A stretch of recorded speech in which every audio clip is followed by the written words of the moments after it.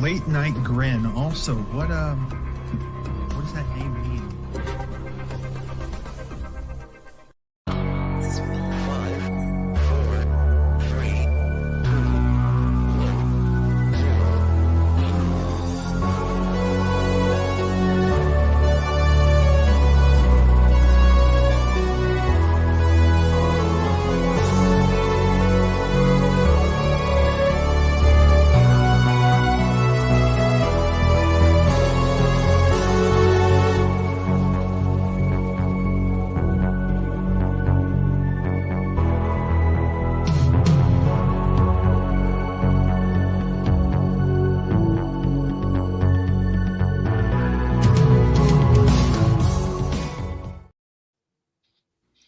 Happy Grin Day, folks. It's a glorious Friday night.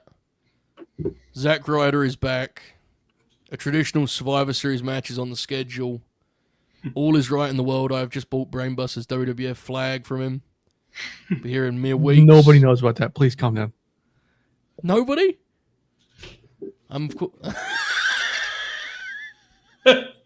Okay, that rules though. It does. It was, yes. The thing is that, to me, that just objectively rules and isn't a commentary on anything beyond it being awesome. I also have a random Saturday night's main event one. Oh. I don't know why, but I do have it. When Stash made those neon lights, I had to talk myself out of not getting the Saturday night's main event one. Yeah. No. Those aesthetics, man. Anyway. Yeah. Welcome. Happy Friday, folks. It's a glorious night. We're here for a show I'm really excited for. We actually were talking about this, probably 6 weeks ago we first talked about this. We have a great lineup for you. In more ways than one, we're going to work through tonight our very unofficial list of top 15 Eddie Guerrero matches, which has been put together with, honestly, a really cool response in terms of ballots. We had them on the Discord, we had them on Twitter. Some very well-respected members of the professional wrestling game chipped in.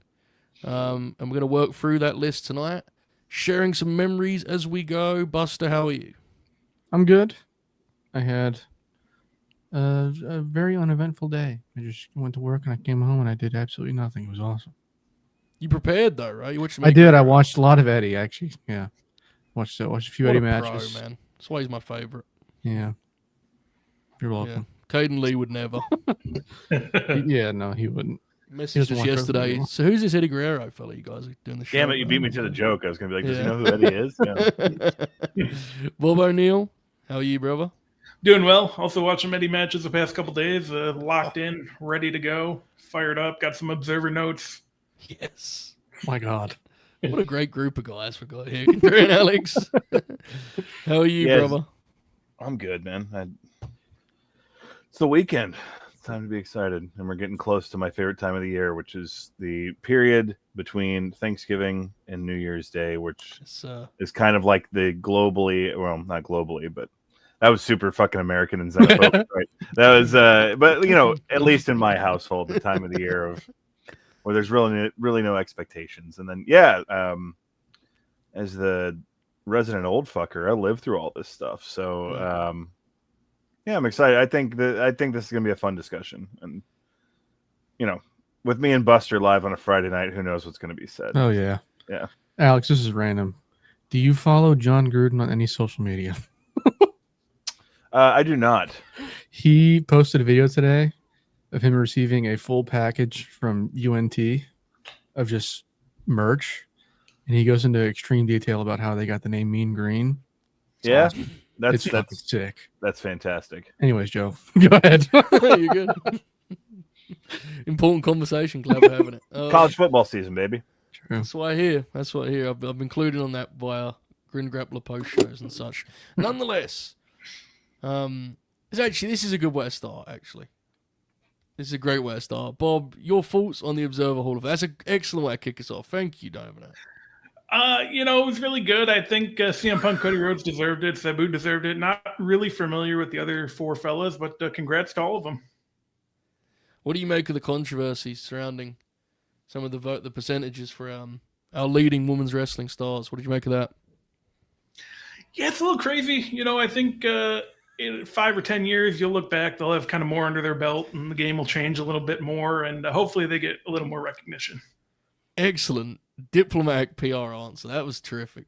Tyler has been a member for 8 months. I've got to get my answers in the Discord. My favorite matches are unfortunately anytime he wrestled Benoit and No Way Out 2004. I'm sure we'll talk about all of the above in some form or fashion, though maybe more, one of the latter than the other. And Trey and Alex, yes? Who went in the Observer Hall of Fame besides Codens, Punk, and Bob O'Neill? Sabu went in. There you go. Sabu, yeah. Grand Hamada went in. Yeah. fuck yeah. Yeah. Sabu was a really cool one. That was honestly the headline for me personally. That was cool. Really cool.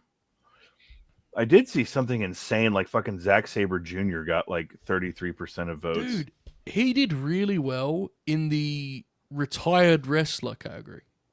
Like really, really well. Like better than like Samoa Joe or guys like that. It was interesting. I was kind of trying to figure that out. It was just intriguing, Retired wrestlers voting. Yeah, because Dave breaks down like how everyone did. It was just William and like fucking. The one that's really, I don't know if Rig would vote for Zach. Oh, yeah, you're right. My bad. The one that I always find intriguing, I was saying this to Montel earlier, like, I feel like the Steiners should already be in. They didn't They're do not? particularly well, dude. They got less votes than Joe.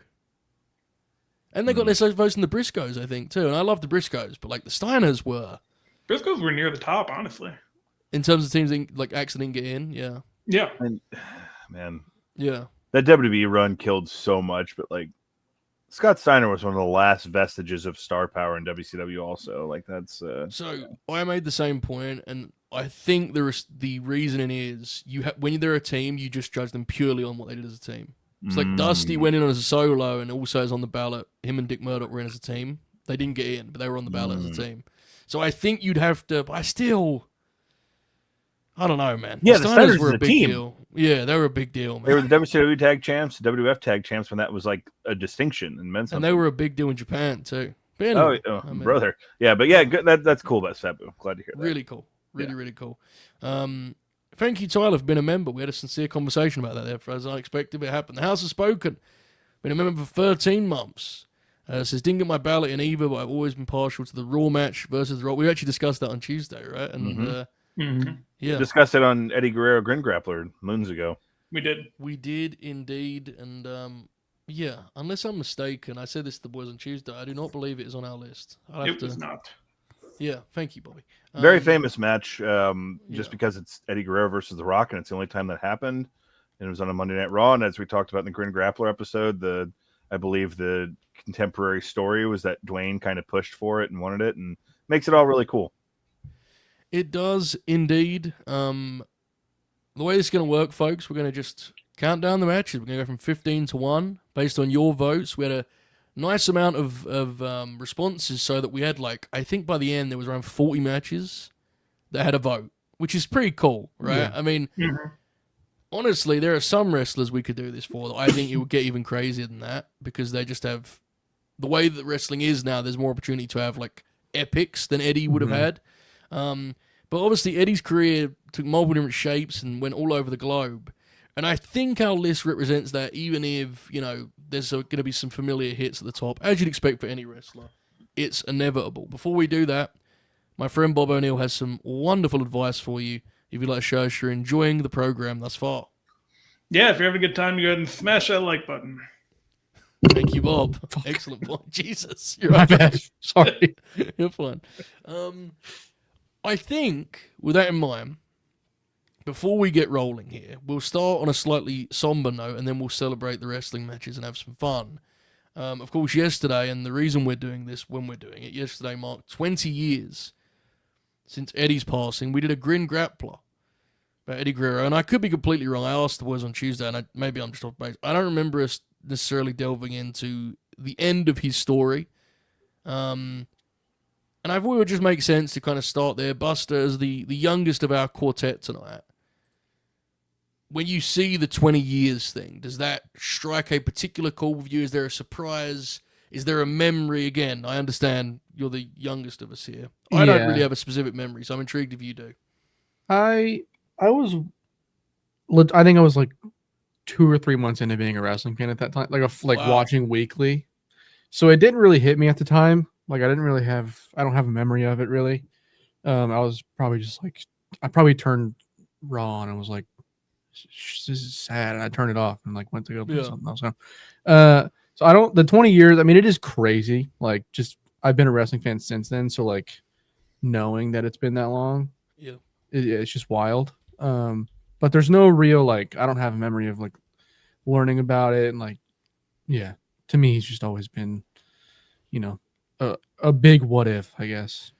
Yeah. So I saw Dave was talking about this, obviously a topic that, you know, resonates certainly for him. And he said that Eddie is a bigger, you know, star in like after he's passing than before. And I saw a lot of people getting mad at that, but I think they were misunderstanding what Dave was like. He wasn't saying he wasn't a star when he was alive. He was saying the legend of Eddie Guerrero is such that it has grown and grown over time in a way that I honestly think, and I could be wrong here, I don't know if there's another example of to that degree in all of wrestling, to be honest with you. Ray, in like- the Players Tribune thing that he wrote, Yeah. he talks about how he like listed the names of all these like legendary luchadors, and that he saved Eddie for last. And he talks about how like that pop like affected him because the crowd just hears Eddie, or they see a Three Amigos and or a Frog Splash. It's immediate. Like still that's Eddie. Yeah, that's Eddie right there. You know, it's been It's wild. 20 years, man. Yeah. Like There are WWE fans that don't even know why they're chanting Eddie. Yeah. genuinely, yeah. It's why they know like one of those photos of him with the undisputed belt, maybe, you know, the shirt, which recently appeared in probably the next Oscar winner, which is really, really funny. The Eddie shirt appeared. So it's kind of fascinating in that way. And look, wrestling, unfortunately, as we all know, is rich with tragedy. You know, it's not like Eddie's passing was an outlier. Very much the opposite, sadly, right? We've lost a lot of pro wrestlers far too young, which makes it all the more kind of striking that Eddie's legacy has endured in a fashion that I think is incomparable. I don't think there's unparalleled. I think it's a very, very interesting part of the Eddie Guerrero story. Bob O'Neill, I'm intrigued. I know Ruthless Aggression era is a big deal for you. Eddie Guerrero really is one of the signature pieces of that era, SmackDown in particular. What comes to mind for you when you think back? Yeah, I mean, first and foremost, it's crazy that it's been 20 years. I mean, I remember it pretty vividly, you know, just kind of a lazy Sunday morning and you hop on WWE.com and it's just kind of there. And it hits you, man. Like, it's as far as celebrity deaths go, I mean, it's still one of the hardest. That's really hit me just based on how, 2005, probably the most I was into WWE, like at that point too. I had WrestleMania on DVD. I had SummerSlam on DVD. SmackDown was good again. And a lot of it was because of Eddie and Rey, and I'm sure we'll talk about them a lot tonight. And yeah, just something that, and it was hard to process for me too, just because like my friends and family didn't really care about wrestling. So it was just like, this sucks. Yeah. So, I'm really glad Ray brought up his impact and legacy because, you do see it. You see it pretty much every wrestling show. Someone will do a Frog Splash or Three Amigos or something. And it's really cool to see. I think the other part of this. Sorry, Bobby, what'd you say, mate? No, I'm good. Just his legacy has been so enduring. Yes, absolutely. I think it's important too to stress for folks that haven't maybe watched as much that, part of probably the reason it was such a significant happening for wrestling fans, it would be an understatement to say that Eddie Guerrero is still important in 2005. He really becomes the main character of the show in 2005, even more so than when he was the world champion, honestly. I mean, his whole saga with Rey Mysterio, which goes through all sorts of ebbs and flows and ups and downs, is the main thing on the show. And in a very different way to what you'd have seen in 1997, Eddie Guerrero, I think in a very different fashion, has a real case for being the best guy in the entire company. And, he's in the middle of a world title program even, right, when he passes. So, like, he's in the thick of things, to say the least. Alex, we talked about this a little bit off the air on Tuesday, so I'm really intrigued what comes to mind for you when you think back to Eddie's passing. I was a freshman in college, and it's one of two times in my early years of college, my best friend was a guy named Josh Wilkins, who's since passed, and I went and stayed at his parents' house with him for a weekend 2 times. He lived in Richardson, Texas, and the other time I went and stayed with. So it's both like vivid memories. That Mhm. Bob's probably the only person who's going to appreciate this. The other time I stayed with him was the Bengals-Steelers wild card game of 2006, where Carson Palmer got his ACL torn on the first play of the game. And so, like, it was haunted. I wouldn't go back to his parents' place because the time before that was he had bunk beds in his room, and I was on the top bunk, and I remember falling asleep with my laptop, and I woke up that morning because that was the day of Genesis, I believe was Genesis, pay-per-view. yes. 2005 TNA. So I went to the TNA website to see what the finalized card for the night was. And this is like, 9, 10 in the morning. And it was just the thing on the TNA website, the header was that Eddie Guerrero passed away. And for some reason, like, I didn't believe it. So, like, I went to, like, No DQ, which was my source of, truth at the time. And I was just like, what the fuck? And similar to Bob, like, I had a few, like, acquaintances that lived in my dorm that watched wrestling. We would kind of get together in the common area and watch Raw and stuff. But I was out of town for that weekend, so I had, like, no wrestling people to really reach out to. And, the mobile community obviously was not anything near it was, so it's not like I could hop in the Grin Grappler chat and be like, yo, what the fuck? And I just kind of sat there and, like, tried to process it on my own. It was shocking. And I think we'll get to it when we speak to the legacy when we wrap up. But I think you're exactly right, Joe. Like, film and music, you have the James Deans, and you have, like, he was obviously older, but things like Philip Seymour Hoffman, and you have obviously fucking Kurt Cobain or Janis Joplin. But, like, wrestling, there's been plenty of fellas who have died very prematurely, very young, but never someone who, like, within arm's reach was the WWE champion and died from just kind of a tragic circumstance. So Eddie is certainly an outlier in that situation. And it undoubtedly adds to his, like, legacy of, the just what could have been. Yeah, before we get into our list, one of the really cool things about this process was seeing the range of, ballots we got. Some ballots were all WWE, which I think is more than fair. I mean, firstly, we always want this to be an instinctive thing anyway, what your just gut feeling is. And also, he did incredible things in WWE. Some ballots had maybe one match or even no matches from WWE. It could be Mexico, it could be Japan, it could be WCW, it could be ECW. And what struck me when going through all the lists was, I think part of the reason his legacy has endured the way it has is every wrestling fan, I truly believe, in their heart of hearts, has, like, an idealized version of what wrestling is in their head. Like, this is what wrestling is. I posted about this earlier about the Brett and Austin match. Like, to me, that's wrestling. Like, if I could bottle pro wrestling, that's it. Eddie Guerrero absolutely has matches that represent my personal taste.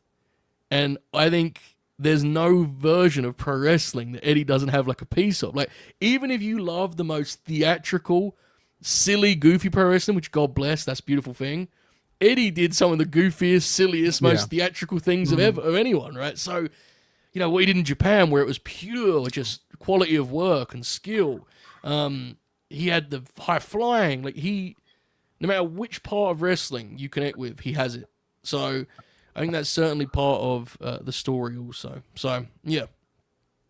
Fascinating stuff. And I think with that, we'll dive in here. Before we do, plug for our Grin Grappler show.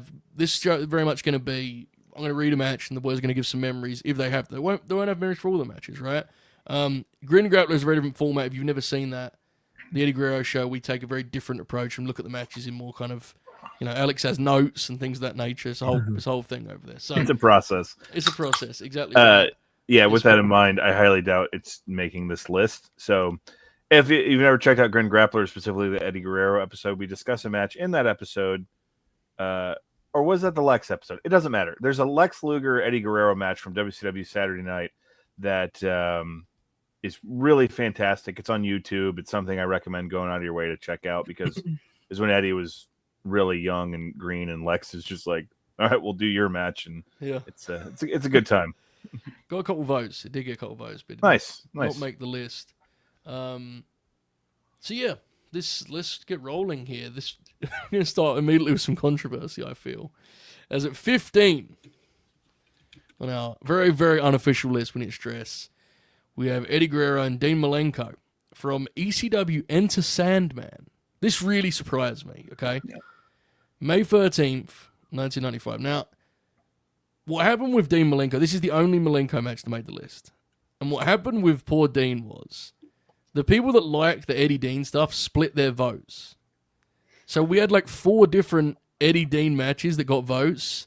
And this one, by pure just the way it worked out, got the most votes. Which is fascinating because this one is like one of the ones that's clipped up to hell on TV. And I don't think it's like a notable match. But for a handful of the Grinners, it was one that resonated for whatever reason. And it snuck in over some of the more famous Eddie Dean stuff. Now, look, full disclosure, folks, this is the Eddie Dean thing. That series is probably among my least favorite Eddie things, which doesn't mean I don't like it. It's, least favorite for Eddie Guerrero is still high praise. But isn't really my thing. But I thought this would be a good chance to talk about that series, Alex, which is very historically significant and very kind of indicative of the era in terms of the way it was presented as like the future of pro wrestling, right? As this kind of work rate revolution, dare I say. Yeah, the Hostile City Showdown one, it was the one that got the most acclaim. Dave gave that 4.5 in 95, which you basically had to have like a fucking limb hacked off at that point to get 4.5 from Dave. Yeah, you're exactly right. I've seen all of their outings in ECW, and honestly, the one that sticks out most to me is the 6-man, which I don't know if it comes back up, so I'm not going to talk about it quite yet. But yeah, I don't know. I remember watching those matches as a teenager, like on VHS or one of the Pioneer video releases. Like I think it was Path of Destruction had one of the matches on it, and they're good. It's almost like comedic when you watch it in 2025, though, of what they do, like the counter, what we do. With what we do, we try to engage with content. But anyway, it's the counter, and then this shit, like it's which is standoffs. It's so awesome at the time, but it like, if you watch it through 2025 lenses, it almost seems like kind of silly or comedic. Yes. Like, it's what people would do. Like, if someone did that like on a GCW show, people would laugh at it because it's supposed to be like a comedy spot. Delirious made like a whole run of doing that. Like the joke was we do the standoff, So it's really good. I remember Eddie's gear in ECW was fantastic, so that's what I'll fixate on as a positive right now. He started his run in ECW with the what was his tag team with Art Barr? I can't remember their name, but he started with that, and then he had like the green kind of fringe and the rockers stuff, and they were like borderline revelatory matches for the time. But I'm not going to go as far as our friend Steve, who's meticulously taken effort to break down why Dean Malenko sucked. But I think I think those matches were really great for the time, and I don't know they do much for me anymore. Meticulously is godly, Steve phrasing too. Like the idea of him combing through shit. Busty, you told me you watched some Eddie Dean today, right? Yeah, I watched the Hostile City, fucking whatever. I forgot the name of it already. Yeah, not the first time I've seen it, but it is similar to what Alex said. It's for its time. It's like kind of revolutionary in a way. Like they're doing in the States, especially. Yes, specifically, yeah, and that's why the fans are so fucking like immediately in on it. I basically just echo everything Alex said. What I will say is Eddie said that he and Arpar were supposed to team in ECW at one point. Oh my god. I think that would have been fucking awesome. Retweets I don't even think. Oh well, yeah, no. Yeah, retweets are not endorsements, but fucking that ECW arena would shit their pants over Art Bar. Dude. Yes, I don't even think like mechanically Art Bar was fantastic, so they wouldn't freak out over that. I think he would make them fucking despise him, bro. His personality and he would have gotten some some capital HEAT. Yeah. Yeah. Yes, indeed, Bobby. I'm sure this one was not one that was packed with observer notes. Is that fair to say? Yeah, I was a little surprised to see this one on there, but when you explained it, it made a little more sense. I watched a 4-hour Eddie mixtape that they put on WWE Vault. I watched it yesterday, and they had the uncensored 97 match on there that these two had, and that one was quite good. I have not seen the ECW ones, though. Dave said, let's see, told there was around 3 3/4, another great match, but not quite on the level of last month. Fair. There you go. Buster, there was recently a Shout out to Cage my boy Match Adam for Chronicles, right? Yes, we did Los Gringos Locos. I'm trying to. Where the fuck is it? Here it is. The name of the actual team is La Pera del Terror, the Pair of Terror. But we obviously Hell yeah. we just use Los Gringos Locos because What is the law there? Like, so what's Los Gringos Locos? so Why Los do we Gringos call them Locos that? is like everybody, like Lismark and all of them. Oh, okay, cool. That's the whole faction. It's like And the then- NWO and the Outsiders. the Callis family. Yeah. Yeah. The Pair of Terror is Art Barr and Eddie Guerrero. Listen, Hechicero and Eddie would have tore it up, bro. Oh yeah. I bet. To capitalize on Bob's point there, I do want to call out because Dean Malenko, there has been things he does that I really enjoy. I did enjoy like when they worked on Nitro or like a WCW pay-per-view. I enjoyed it more than what we got like in ECW just from a Yeah, I think those matches are more refined. yeah, it's kind of like okay, I get it. Let's move on. Sometimes restraint is good.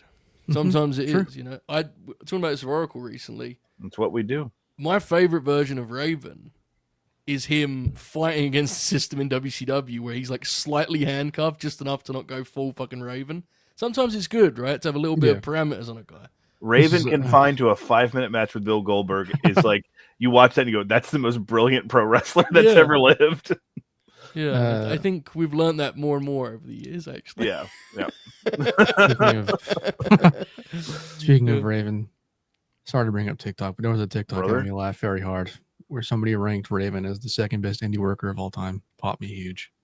Wow. Anyways, Besides, Wow. was Cardona number one? I think it was. the indie gold, bro. He said so himself. I think it was Nigel. Wow. Moving on. Whew. I love All wrestling right. TikTok. It's a very funny place. In at number 14, one that was, I think his reputation has grown over time. People were very disappointed in it at the time. Eddie Guerrero, Rey Mysterio, WrestleMania 21. WrestleMania goes Hollywood. Correct, Bobby? WrestleMania goes Yep. Hollywood. That's right. April 3rd, 2005. This was one that really people were very underwhelmed by at the time because they were expecting like a Halloween Havoc fucking classic. Mhm. In history, it's kind of aged better because I think people realize what it's setting up. I really like the match, for whatever it's worth. I really, really, really like the match.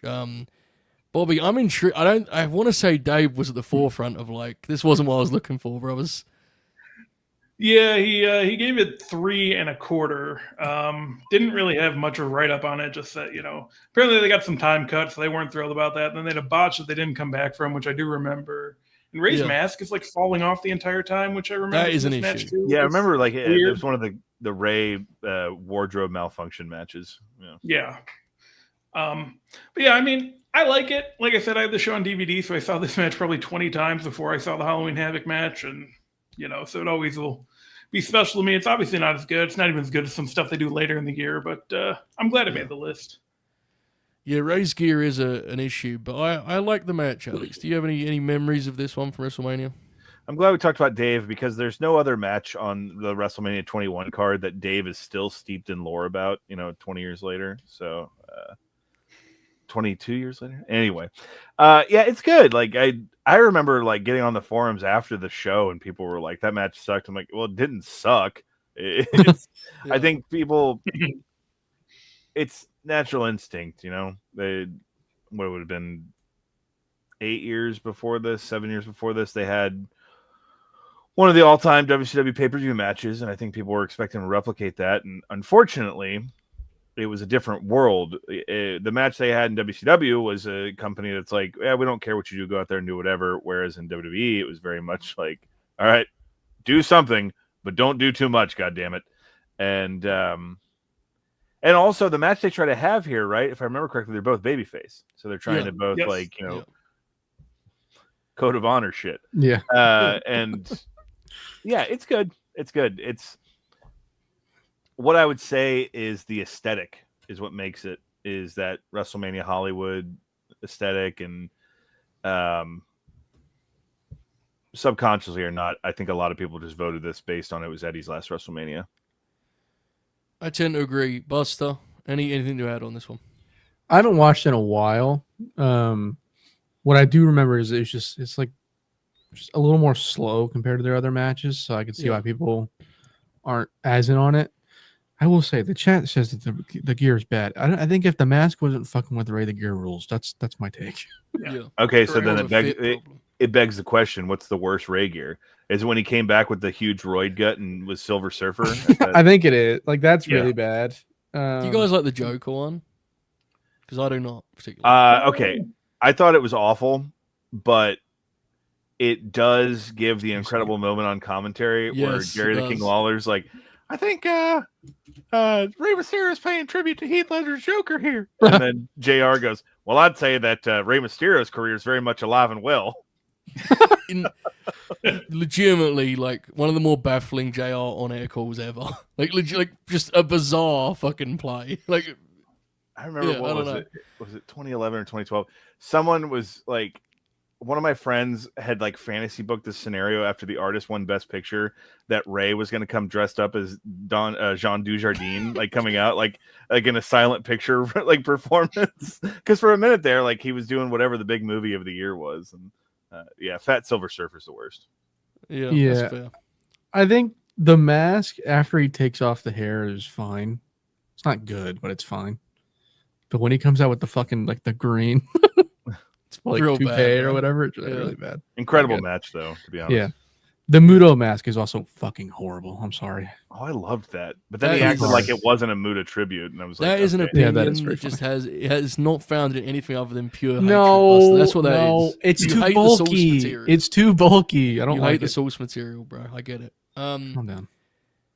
Our next match in at 13 comes from not even 2 weeks removed from WrestleMania 21. This is a match that I think a lot of the Grinners haven't seen, and I implore you to check it out. Bob, a pump of the fist. SmackDown, April 14th, 2005. That may be the tape date, not the air date. I don't know. But either way, Eddie Guerrero and Kurt Angle in what for me is their best match. Bobby, this is forgotten because it isn't part of an angle, right? But you'll know this is a hell of a wrestling match. And maybe is the most they actually gelled for me in terms of chemistry ever. Yeah, absolutely. I'm with you. I'm glad it made it. This is my first WWF show. So it really is special to me. I watched this match yesterday. From Dave, this may have been the best SmackDown show of the year, largely due to the Angle and Guerrero match. It was the best match I've seen the two of them have, and maybe the best WWE free TV match so far this year. At 4 1/4, some of those matches hurt by commercial breaks, and people forget about TV matches. But if this had a good finish as Angle Michaels, it would have been the same caliber of match. So Dave loved it too.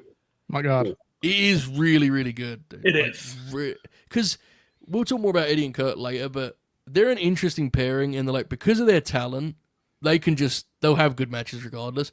But they wasn't always a natural pairing. Mm-hmm. They just sort of because of the sheer talent on that night, they felt like they were made for one another. I really implore people to watch it. Is it on YouTube, Bobby? Do you know? I don't believe so. I had to watch it on Peacock because I just Googled it and didn't find it. So I'm surprised they haven't uploaded it since, They upload a lot of the Eddie stuff, right? Yeah. All the SmackDown still on Peacock? It is. Very funny. Gotta enjoy it while we can. Fair. Buster, have you seen this? This is a very, I don't think I have. I've only... Well, I don't want to say only. The one match I know I've seen between them is the SummerSlam match. Yeah.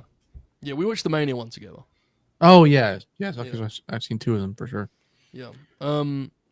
Alex, you don't strike me as an expert of 2005 SmackDown, am I wrong? No, but I know what you mean about their chemistry, too. Like, the 20 match, it doesn't help when you bill your matches. Like, it's going to be a great wrestling match. Yeah. The SummerSlam 2004 match, I remember finding very favorable compared to the WrestleMania one. But no, makes me want to go seek it out because I'm about as big of a pervert for Kurt Angle as anybody, and so yeah, that's good because like what you said, Joe. I feel like I've watched a lot of their shit where it doesn't like they had some really good like angles they shot together and stuff. But Yeah. the matches I've seen that immediately come to mind, there's nothing like, all right, this is what it should be. It will come back up later. To answer this question, the match you're thinking of is the Rey Kurt match. Right? That match rocks. That match is in Japan. Yeah, Yeah. that match was good. Yeah, this one is not in Japan. But Bob was there. It's in Rosemont. Imagine Bob at the Saitama Super Arena. Just wanted to see SmackDown, bro. Tickets are cheap. Bob, look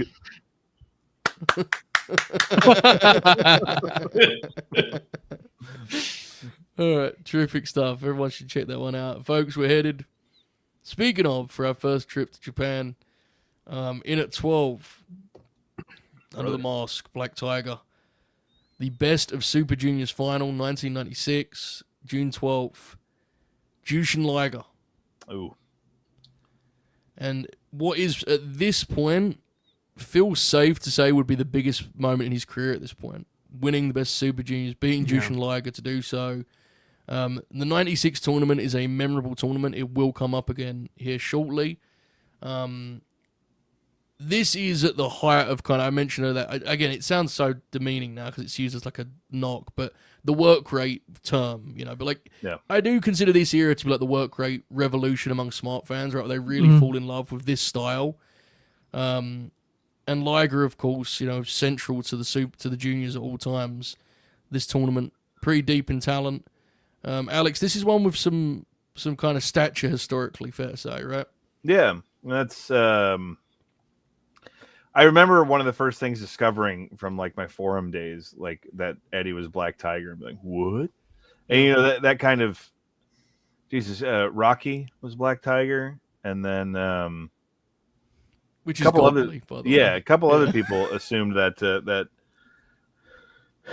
they donned the mask, but yeah, here and man, Liger at this point is like god tier. Like working with Liger is like a really important thing, and Eddie shines very hard in that work as Black Tiger in Japan and this match specifically. And yeah, this is you're right. There's something mythical about these New Japan days. You know, it's not quite Super J Cup in '94. Is that the one that's like heaven to a lot of people? Yeah. But yeah, it's this is really good stuff, deserving of it, and like really pivotal for Eddie at the time. Was he all? Yeah, because he was in WCW by '95, so he was still like doing the shots back and forth, which is insane. Like the idea that, you know, someone would work on national television in the United States as themselves and then put on a mask and jump to another country. And awesome inclusion. I didn't know how much of the Black Tiger stuff was going to come up. Yeah, I think what you'll see as we go through this, there are a handful of matches from those, you know, from the non-US TV chunks of Eddie's career that have become kind of part of his broad stroke story, right? They're part of kind of almost canon, to use that. Like, and I think this is one of them, especially because of the result. The Nitro element is fascinating. The idea that like he could be wrestling on Monday as Eddie Guerrero, and then he's goes and does the Super Juniors with Benoit, by the way. Like, and they're, you know, out there working the Best of Super Juniors. So interesting stuff, Bobby. I'm assuming this one got some coverage. It did. Dave was real high on it, said, you know, second time that Eddie pinned him on the tour, used the Brainbuster to set the finish. Biggest career win in Japan, probably anywhere else for that matter.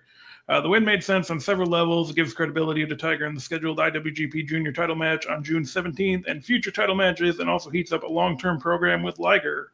4.5 stars for this one. Brother. Oh, baby.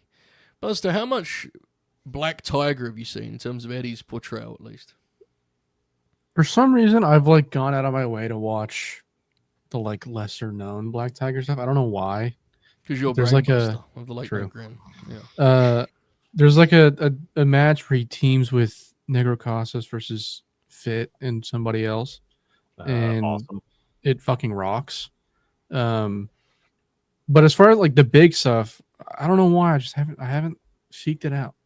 Interesting. It's weird. I don't know why. Daunting, I wonder. Perhaps. Sometimes I also am just like this is gonna sound really bad. Don't kick me off the ground for saying this. It's not bad in that way. I'm also just like naturally a fucking I was gonna say contrarian, but I'll say hipster.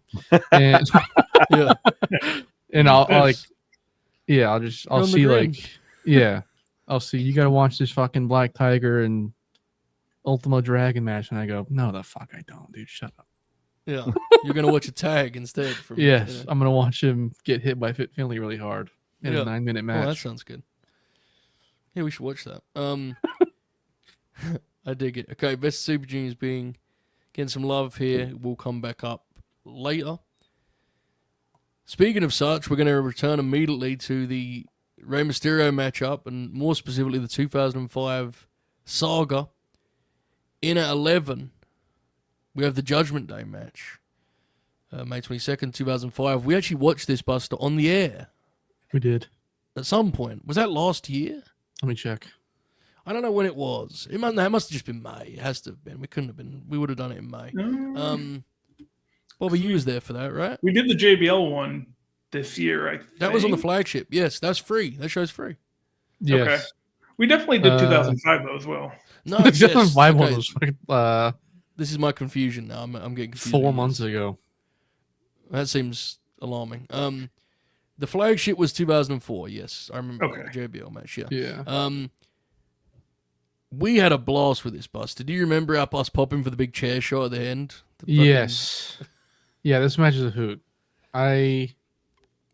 Honestly, this might be a case of I just remember us watching it more than like anything happening. Like I remember us Yeah. just fucking popping for everything and how Oh, like we loved it. Yeah. I think anytime you watch Ray and Eddie, it's just immediately like Yes. all the love for their chemistry comes like rushing back immediately. And I mean Ray talks about it a lot. It's just like how natural it was and how like they didn't even really know each other that well, but like they ended up just learning about each other through their work in the ring. And it shows in literally all of their matches how close they were. Yeah, they're very much a case of like the chemistry is just it shines through the screen, no Yeah. question. This match, of course, they're starting to find, the shape of this dynamic that would be central to their feud coming up. They will come up more. Bobby, what was Dave's thoughts on the Judgment Day match? I'm intrigued. Dave said, Uh-oh. let's see. Chavo gave Eddie a chair and he hit Mysterio right in front of the ref for the DQ. Guerrero nailed Mysterio with 5 more hard chair shots to the back after the match. Logically, neither of these guys should be drafted because the draft was coming up because this angle will keep going. 3 3/4. And yeah, this is really kind of what set off the whole summer. Big, so. You gotta One thing laugh, I do, just reviewing a match by explaining neither should get drafted to different brands. One thing I remember about watching this match though is Joe, you made a point of mentioning like the crowd fucking hates Eddie here. Like they are all in on just booing the shit out of him. Yeah. And like the year prior, he's maybe like the biggest babyface in the history of pro wrestling. Like Yeah. it's wild how quickly he would change, just like his how dynamic he was. Literally Yeah. everything. I think it's probably beyond anything else, I think it's his skill that he's the most kind of singular for. I think Randy Savage was fucking close. That he could be Savage could be beloved, but he could also be vicious and nasty. But like I think those two are pretty much in a tier of their own in terms I don't of think guys that anybody could even flip comes back close to and them, forth. to be honest. Not that I Yeah. can think of, at least. I'm intrigued, Alex. Any names come to mind for you in terms of guys that could make extreme transformations from babyface to heel the way that Eddie Guerrero could? I mean Tim Thatcher, but besides that, True. My Thatcher, bad. Savage, Eddie. That's a good That's big three. that's the universally agreed upon.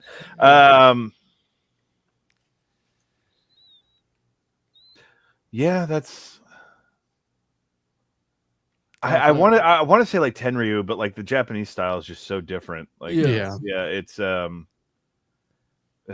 comment there, Abe and Dwayne. Like there's Yeah. so much histrionics with what Dwayne does. Terry Funk, good, yeah, good that's call. that's the name. yeah. Terry Funk's Yeah. the name. Yeah.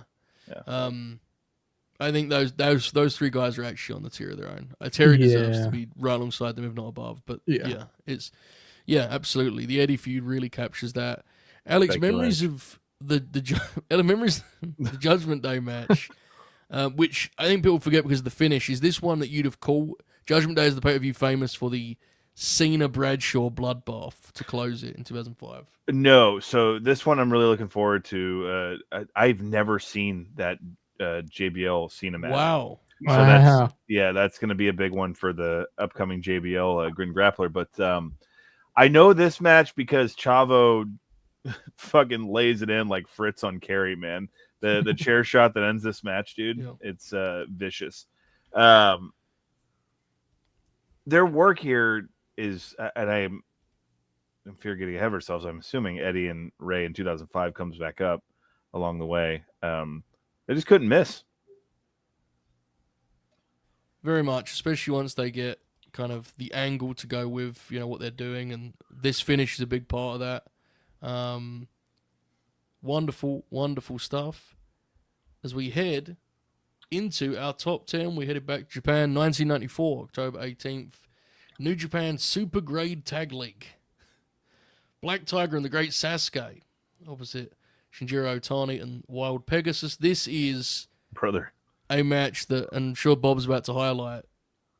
I know, this was a big one in terms of that style. And this is, Spotfest is very much, again, something that's more and more used derogatory. But, this match is a showcase of skill and work to, an insane degree. Now, there's more to it in that Otani is, kind of fucking Ricky Morton in this because they work him over for a bit. But, it ain't... This is guys doing incredible offense at the highest level wrestling had probably ever seen to this point. All four of them, for that matter. Otani, obviously, different flavor. But a damn tasty one nonetheless. This match is terrific. I watched this just a week or so ago. Bobby, this was one that Dave lost it for, right? This tag contest we have here. He's a big fan. 4 3/4. Couldn't say enough good about it, honestly. Just really praise the pace that they kept for the time and just the work rate, like you said, and just he loved it. And I watched this one today as well because I found it and it's only 12 minutes or whatever. It fucking rules. So yeah. And again, Spot Fest is, but it basically is a Spot Fest. It's just, it's executed expertly. Exactly. And it knows what it wants to be. It's a junior stylistic showcase. It's a marvelous, marvelous match. Alex, this crop of guys, this is a real snapshot of the time, isn't it? With Sasuke in there and Otani. Yeah, and to get some cred for my nerds on the street there. When we had No Mercy back in the day in college, we changed one of Benny's alternate gears to the Wild Pegasus gear. That was if you wanted to up the work rate in the match, you played as Benny with the Wild Pegasus gear. So anyway, this match is fucking awesome. And Shinjiro Otani, I don't know if this comes back up, but he had a match with Eddie Guerrero at Starrcade that I was a big fan of too. It does not, but yes, let's speak on that match because it is fucking awesome. Okay, all right. Shinjiro Otani may be in the upper echelon of wrestlers that I have fallen in love with the older I've gotten, and just because he is so as I get older and more curmudgeon-y with my taste and whatnot, he's perfect. We talked about that Tajiri match, which all it was just just beating the shit out of each other until someone could find a weakness in the other. Yeah, this match I remember downloading off of a forum, and for the first 6 years of Ring of Honor, they would try to structure tag matches or what they call it, 4-corner survival matches around this concept of a match, where guys just kind of ran in and did their shit and then powdered the outside. But on paper, nothing really stacks up to this. Great Sasuke also, especially at this point in time, just seemingly couldn't miss, and then he at some point lost his mind completely and started doing shit like he did on the deathmatch circuit. But this is a very worthy inclusion, and if folks listening to this haven't seen it, I recommend you check it out. This one's a really good example because of the tag setting of Eddie really showing a lot of personality under the mask. Mm-hmm. In singles matches with Benoit, they get so into just fucking whacking each other that you get a lot of that. In this, because he's, getting some heat on a babyface, basically, you get a lot of personality and body language. Quick sidebar, because I don't know if you've seen this, Alex. Are you aware Shinjiro Otani wrestled Eddie Kingston? Are you aware of this? I am, and we'll talk about off air why I am, but that's I also remember Otani. He wrestled Jonathan Gresham at that show that had to be saved during WrestleMania 35 weekend. Yeah, because it was the same weekend, wasn't it? I think. Yeah, I can't remember why. I watched the Gresham match. I think you and I have talked about this before. I can't remember why that show. I can't remember who was running it, but someone like at the last minute like bought Yeah. it and saved the show. Yeah. Yeah. Anyway. Yeah, New Japan, yeah, Black Tiger, Eddie Guerrero, great wrestler. You know. I remember you and I talked about this. It came to mind. Buster, Yeah. how familiar are you with Otani and Sasuke? I'm intrigued. Sasuke, I know from the deathmatch stuff, and I've seen like a couple of his bigger matches. I know he was a fucking psychopath in like the best way possible. So you describing the match the way you described it makes a lot of sense. Yeah. Otani, he's like 0-1 stuff I've seen a good chunk of. He has a really good match with Murakami and like yeah, she has a lot, but specifically there's one like 01 ish that fucking rules. I haven't seen this match though. There you go. One to look for, folks. If you haven't seen it before, let's keep it moving here. Yes, I'm Alex. sorry, just real There quick, you go. Buster. Early days Ring of Honor when they were running that gym in Mhm. Philly. Masato Tanaka and Shinjiro Otani wrestled Loki and Steve Corino. Lock in. I'm putting it on my watch list. All right. Number 9, one that we touched on earlier, one that has really grown on me, and I was talking the guy's ear off when we watched it a few months back on a Grin along.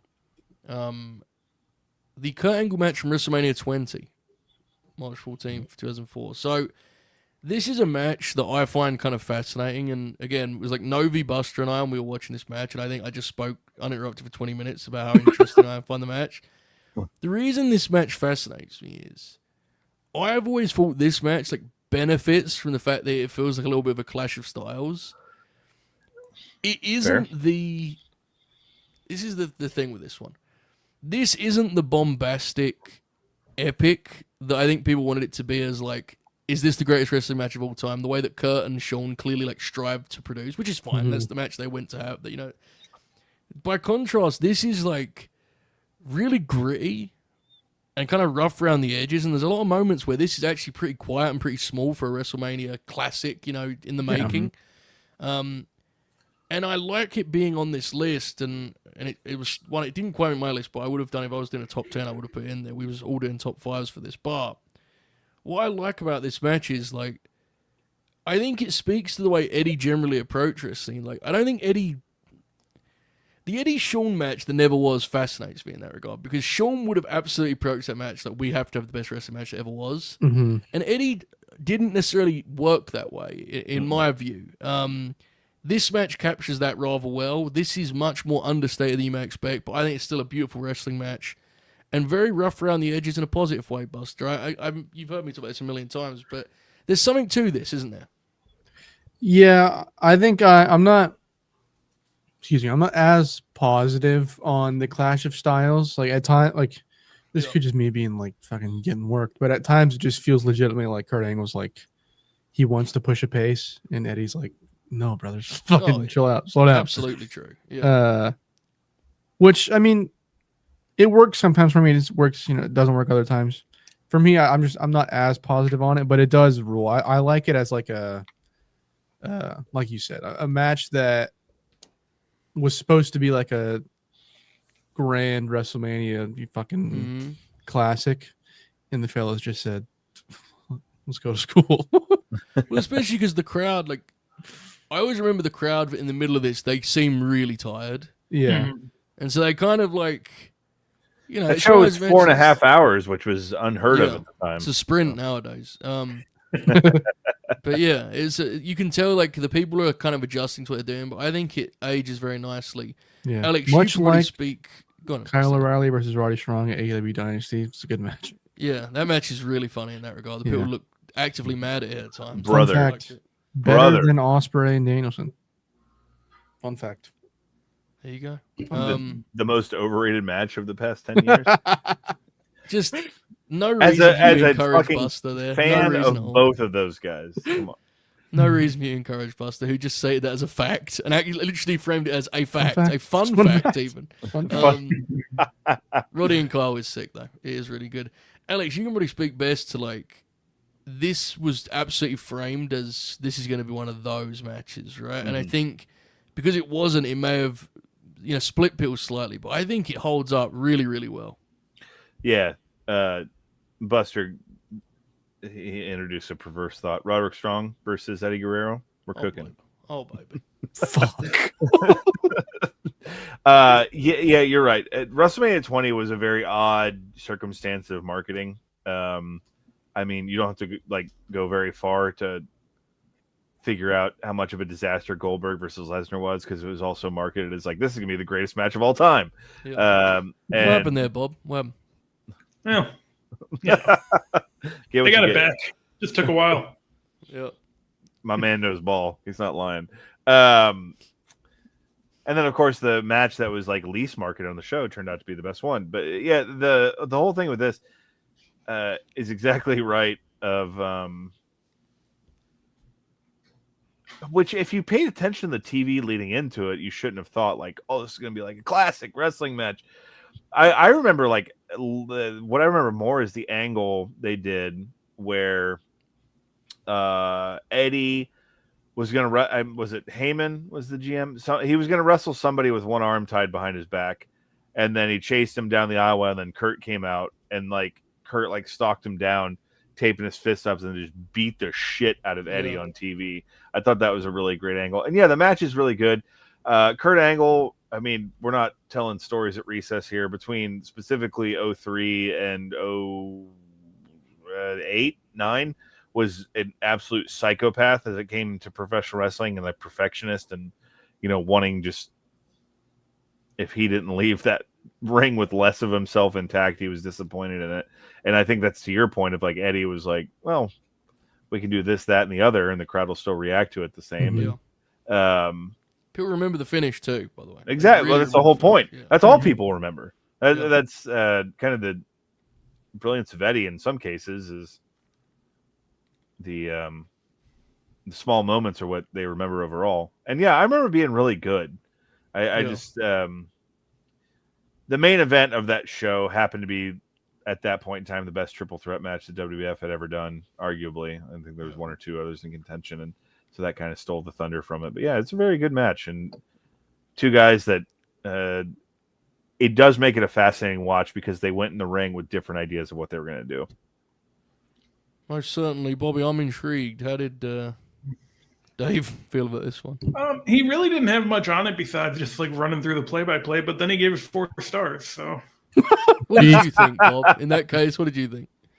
I thought it's fine. I mean, I said it earlier. I like the SmackDown match more because I was there, but it does get forgotten, I think, because it's between the Brock and the JBL matches. Even though it's at WrestleMania, it's the third most notable match of his 4-month run or whatever he ended up having. So that plays a part too. Interesting. I thought you'd be higher on that. That's interesting. This next one feels like something that we're gonna get some strong positive feelings about. In a ladder match from May 27th, 2002. Monday Night Raw, Eddie Guerrero, Rob Van Dam. RVD? This was a return, right, for Eddie. When did he come back, Bob, to the WWF? Shortly before this. Yeah. It wasn't that night. It was Rob, after WrestleMania. So in between WrestleMania and this. Yeah, he comes back to work with Rob. Alex, fair to say this would have been a arm. Okay, what did you say? Do we have a leg? Are we out of sync again? Yes, we're out of sync. All right. So come back in a moment. I'm going to jump out and come back in. Yeah. Yeah, there you go. I had a feeling it happened before when I said RVD, and he was like, is it Rob Van Dam? I don't know. But I thought he was just, rusty, to be honest with you. Anyway, Bob. Yep. Rob Van Dam, Eddie Guerrero, ladder match. Is this something that has an immediate, that match for you? It was a sweet spot. Yeah, I remember. Yep. I remember watching this. Yeah, it was. Didn't really know who Eddie was fully because he had just come back, but I was into Rob Van Dam by then, and Yeah, it's a great match. It's remembered because a guy gets in the ring and knocks Eddie off the ladder, and then him and Earl kick the shit out of the guy, which is very funny. But yeah, it kind of just both guys showing off what they can do, and Dave loved it. Dave gave it 4. He said sloppy early, but they got it over. A 4-star match. Numerous obstacles thrown in their way, including the guy knocking Eddie off the ladder. There you go, Buster. Is this match you only know of because the fan jumped in the ring and they beat the fuck out of him? I knew about it for a while because of that. And also, I remember watching this and when I was a kid watching this on, I don't think it was YouTube. It was somewhere else. Daily Motion or some shit. Maybe something like that. And it was only a portion. It was only a portion of the match. So for years, I thought this was a full sprint. And only a couple years ago, I watched it again, and it was 25 minutes long. And I was like, this is much longer than I thought it was. It's still sick, though. It rules, yeah. It's awesome, yeah. Alex, are we good now, brother? Yeah, can you hear me? Yes, beautiful. Okay, real quick, before we go anywhere, I just look at this completely normal picture. Look at the skin tone of Zack Ryder matched up against that pic of Hogan. Completely normal. I can't see that in every action, but God bless. Still look up, man. The best part is it's a Triple H post. He says, "You never know who might show up in the Last Time Is Now tournament. It's all about opportunity." And at the Matt Cardona proved that tonight. And the top comment is Cardona saying, "Thank you," and YOU is capitalized. Do you think he's got a deal, bro? He has to, right? What happens to the figures, dude? They have an AEW deal. That better not fuck with my major fucking podcast every week, man. I need Brian Myers subtly burying the entire state of the industry every week, man. Between us, brother. Between us, I made a serious investment today in my Big Rubber Guys collection. This could be quite. Was it the discount? I got Savage, Davey bought too. You get the Ethan Page one. Well, you have to. That's nationalism. But I didn't get Dynamite because Well, you come with a wheelchair. I was gonna say too short. Okay. Yeah. Did you get the Macho, the Macho Man or the Macho King? I got Macho Man. Nice. Yeah. All right, what are we talking about? Anyway. Eddie Guerrero. Yeah, Alex, I was going to say to you. So, I think you're perfectly positioned to clue people on this. Is important to know. Eddie Guerrero, Rob Van Dam is an insane match to the smart fan in 2002. Right? This is a serious happening. Yeah. They were the 2 Frog Splash guys, man. That was the whole thing. From 98 or 97 onward, there was for those who remember the famed it was a hilarious show called Confidential that was hosted by Mean Gene Okerlund. It came on Saturday nights, and Triple H apparently blew a gasket about it because it exposed the business. How ironic is that? Oh, dude. What we do and such, boys. But they did a segment on one of those that I remember that it was them talking heads of them comparing their frog splashes and who did it better, which is true. Here's the deal. Let's just go ahead and talk about it now. Eddie had the more impact. RVD's was way more pretty. RVD's was the flash bulbs go off and shit. But yeah, the whole idea of this match was insane at the time. And to be honest, as a 15-year-old or 14, whatever it was at the time, and where I am now, going back and revisiting, I never thought they had quite the match they could have. And I think specific to this match, it was kind of shoehorned in. We got to have a gimmick of some sort because, the whole thing with when RVD got to the WWF was all right, he's going to wrestle Jeff Hardy and then we'll do this shit. And then he got super over and they were like, fuck. All right. We got to figure this out. Yeah, exactly. And then Eddie came back, as we talked about, in early or mid 2002, looking completely normal. His arms weren't twice as big as they were the last time we saw him or anything like that.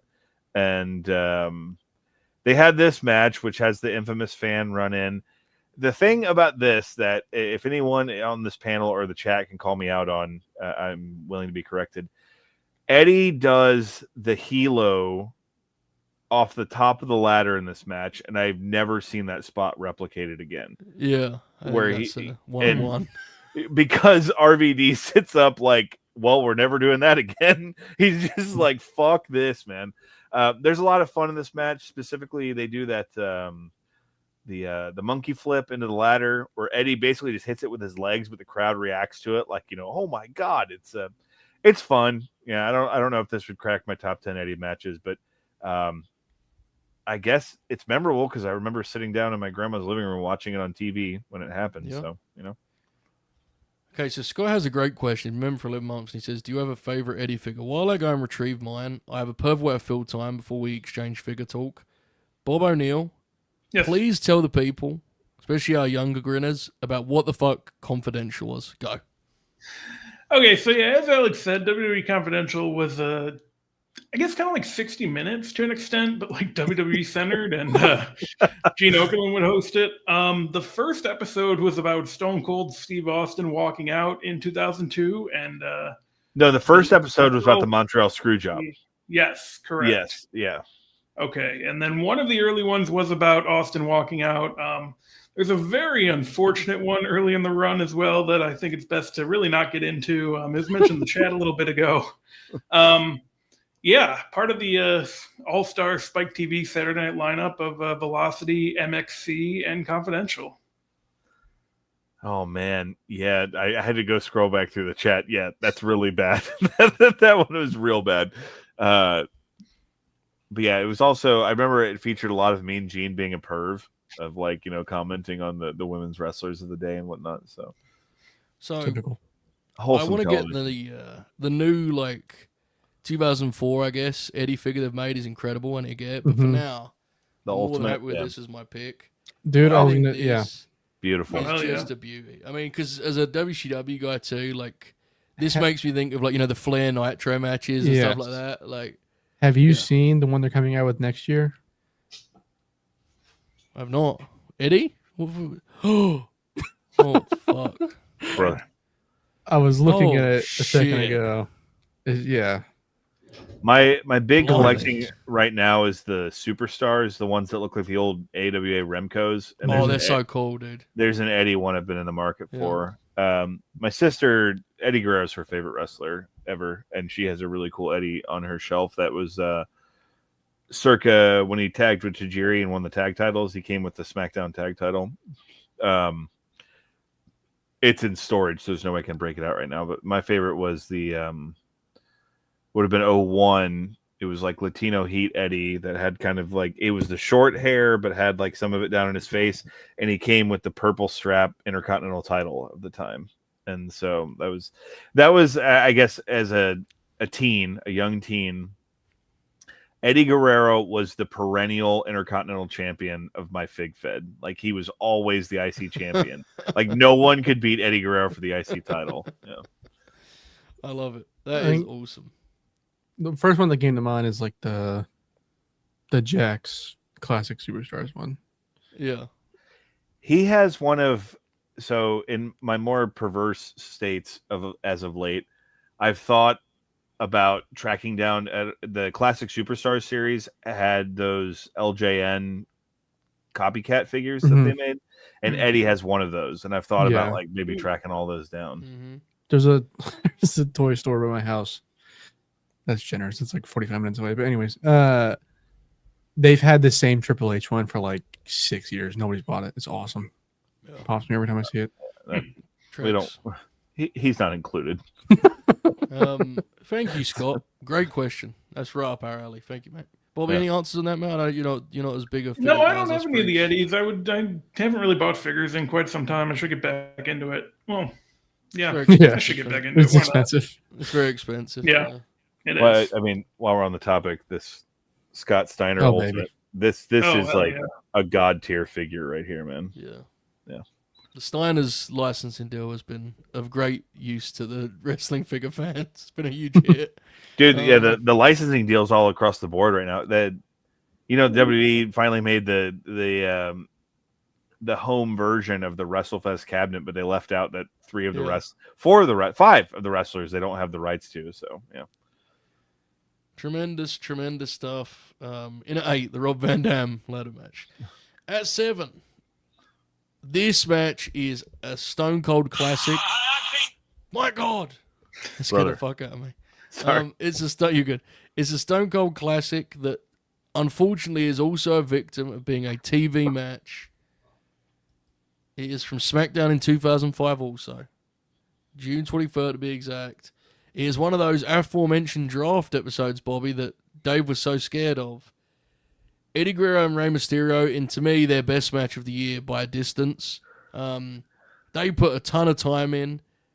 Oracle and I have discussed this before. It is sensational. Bobby, before you even get into the Observer business, as a Ruthless Aggression aficionado, this match is incredible. Yes, this match rules. This is probably the best one that they have in all of 2005. I remember it very clearly. A lot of people like the cage match that they have on SmackDown later in the year, and that one's, I think this is really like the match for them, though, from that year. And they go like nearly 30, I want to say, on this. They've really put time in. Buster, is this one that falls victim to the same as the Kurt Angle, where it's TV, it doesn't... Yeah, sadly. Yeah. See, I'm realizing... It's at 7. Tells you a lot about how great it is, because these TV matches do get just kind of lost, don't they? I'm going to put a playlist together of all these matches. The TV matches specifically I haven't seen, because it sounds like something's right up my alley. It's incredible. Katrina, do you remember the buzz about this? Because this was one that, like, it was... Not everyone thought it was this level, but there was absolutely a contingent that were like, oh, this was the best match of the year here in June. Like, it had that kind of feel, right? Yeah, it was... that's the main thing I remember about... because I completely fell off with WWF by the end of 2005. But the Eddie Guerrero, Rey Mysterio thing was basically all people were talking about in the forums and whatnot at that point in time. Yeah. This would have been... Until Matt Hardy had to open his dumb mouth. Yeah. This would have been just like over a week after One Night Stand. And you know for a fact that Eddie Guerrero left One Night Stand just chomping at the bit to have a match to make people forget about One Night Stand, right? You know it. Like... That was, that absolutely, I'm sure, was part of the motivation, beyond the fact that, it was time for them to have the match that benefited from the baseline they kind of built with Mania and Judgment, and this match does that. This one is must watch, folks. It is sensational. It was in my top 5. Bobby, did Dave cover this one extensively? Not as much as you'd think. He gave it 4 stars, kind of said, one of the better TV matches of the year so far, and, it just goes to show what the two are capable of given the time. And he really liked that it was kind of slower, too, than their other matches. So this is what I was going to get into earlier. I think the issue the Mania 21 match has, if it has an issue for you, is as a babyface match, they have to lean more on the kind of, the clean wrestling, right? The intricate pro wrestling, which obviously they could do in their sleep with their chemistry, but they're not as quick as they were in 1997, of course, this 8 years later. This match is incredible because it allows them to work in a fashion that's entirely different to the classics of yesteryear, but is equally as compelling. Eddie is a nasty heel at Halloween Havoc, which obviously is still going to come up here. But as an older man, he can lead the match at a different pace that's more suited to where he's at physically. And just like, in the same vein, Rey's selling is obviously, otherworldly by 2005. He's even more masterful in that regard as a fighting babyface, underdog babyface. So, yeah, this match is absolutely spectacular. It's must watch. June 2005 SmackDown. Very much one to seek out if you haven't seen this one before. Bobby, if someone has enjoyed this program so far, how could they show us that? If you're having a good time, you go ahead and smash that like button. We're having a great time. Yeah. Wonderful. I didn't have anything else there. We're having a great time. That's all we needed. I love it. Thank you, Bobby. All right. All right, here we go. In at 6, we are returning to Japan. We are 1 day prior to the Best Super Juniors final. Bob has begun to grin at me. He knows the list. He doesn't know the order, but he knows the list. June 11th, 1996. Black Tiger, Wild Pegasus, Best of Super Juniors. I can say now, before we go any further, this is the only Benoit singles match that made the list. Shameful.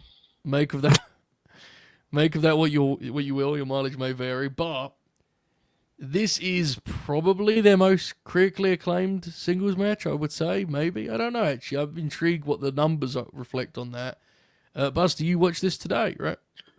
I did. It's like exactly what you would expect from these two at this time, but like to their standard.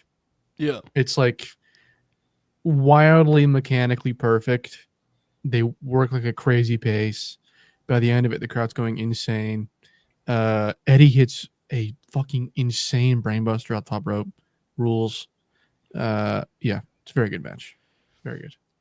Yeah, so this is actually, if we can be sincere for a moment on this program, God forbid, this is actually a somewhat of an interesting topic to me because Eddie and Benoit are obviously tied to one another historically, and there are a range of reasons for that. But, Alex, it is interesting when reflecting upon this for a process like this. It's like, do they have a ton of singles matches that you genuinely think are like number one seed contenders? Because I think they have a lot of really good matches. I want to be clear. I mean, I think the Nitro match in '95 is like a TV fucking, a beauty for TV. But they have a lot of matches that are, I think, they're impressive to look at, and their chemistry is great. I don't know if they have a lot of matches that transcend into like, oh my god, what an all-time great match. I think this is an outlier in that regard. Do you think I'm off base here, Alex? No, I think we were talking about this the other night because like the one I always think of is the Vengeance 03 match, which even has like a clusterfuck finish where Rhino comes out, turns on Benny. But like there are more clips. They strive on clips because what does everyone know? Like anyone who's ever been on Twitter has seen that clip of like the power bomb, right? Where, like, boom. Fucking Well, the way they'd even do like the shoulder tackle where they'd both fucking explode into the and like the struggle and like the go behind waist lock and all that shit. Yeah, and this is I remember having a really shitty fucking version of this that I watched several times on my laptop in college, and it's from what I recall, it would probably be the better of their matches. But I agree to your point. It's like there's no look in my top 5 Eddie matches. Like Benny didn't even come close to it. It's just like they're I think synonymous with one another just based on like history of like they came up and it was them and they were the hilarious thing to say, but they were the small guys, and so.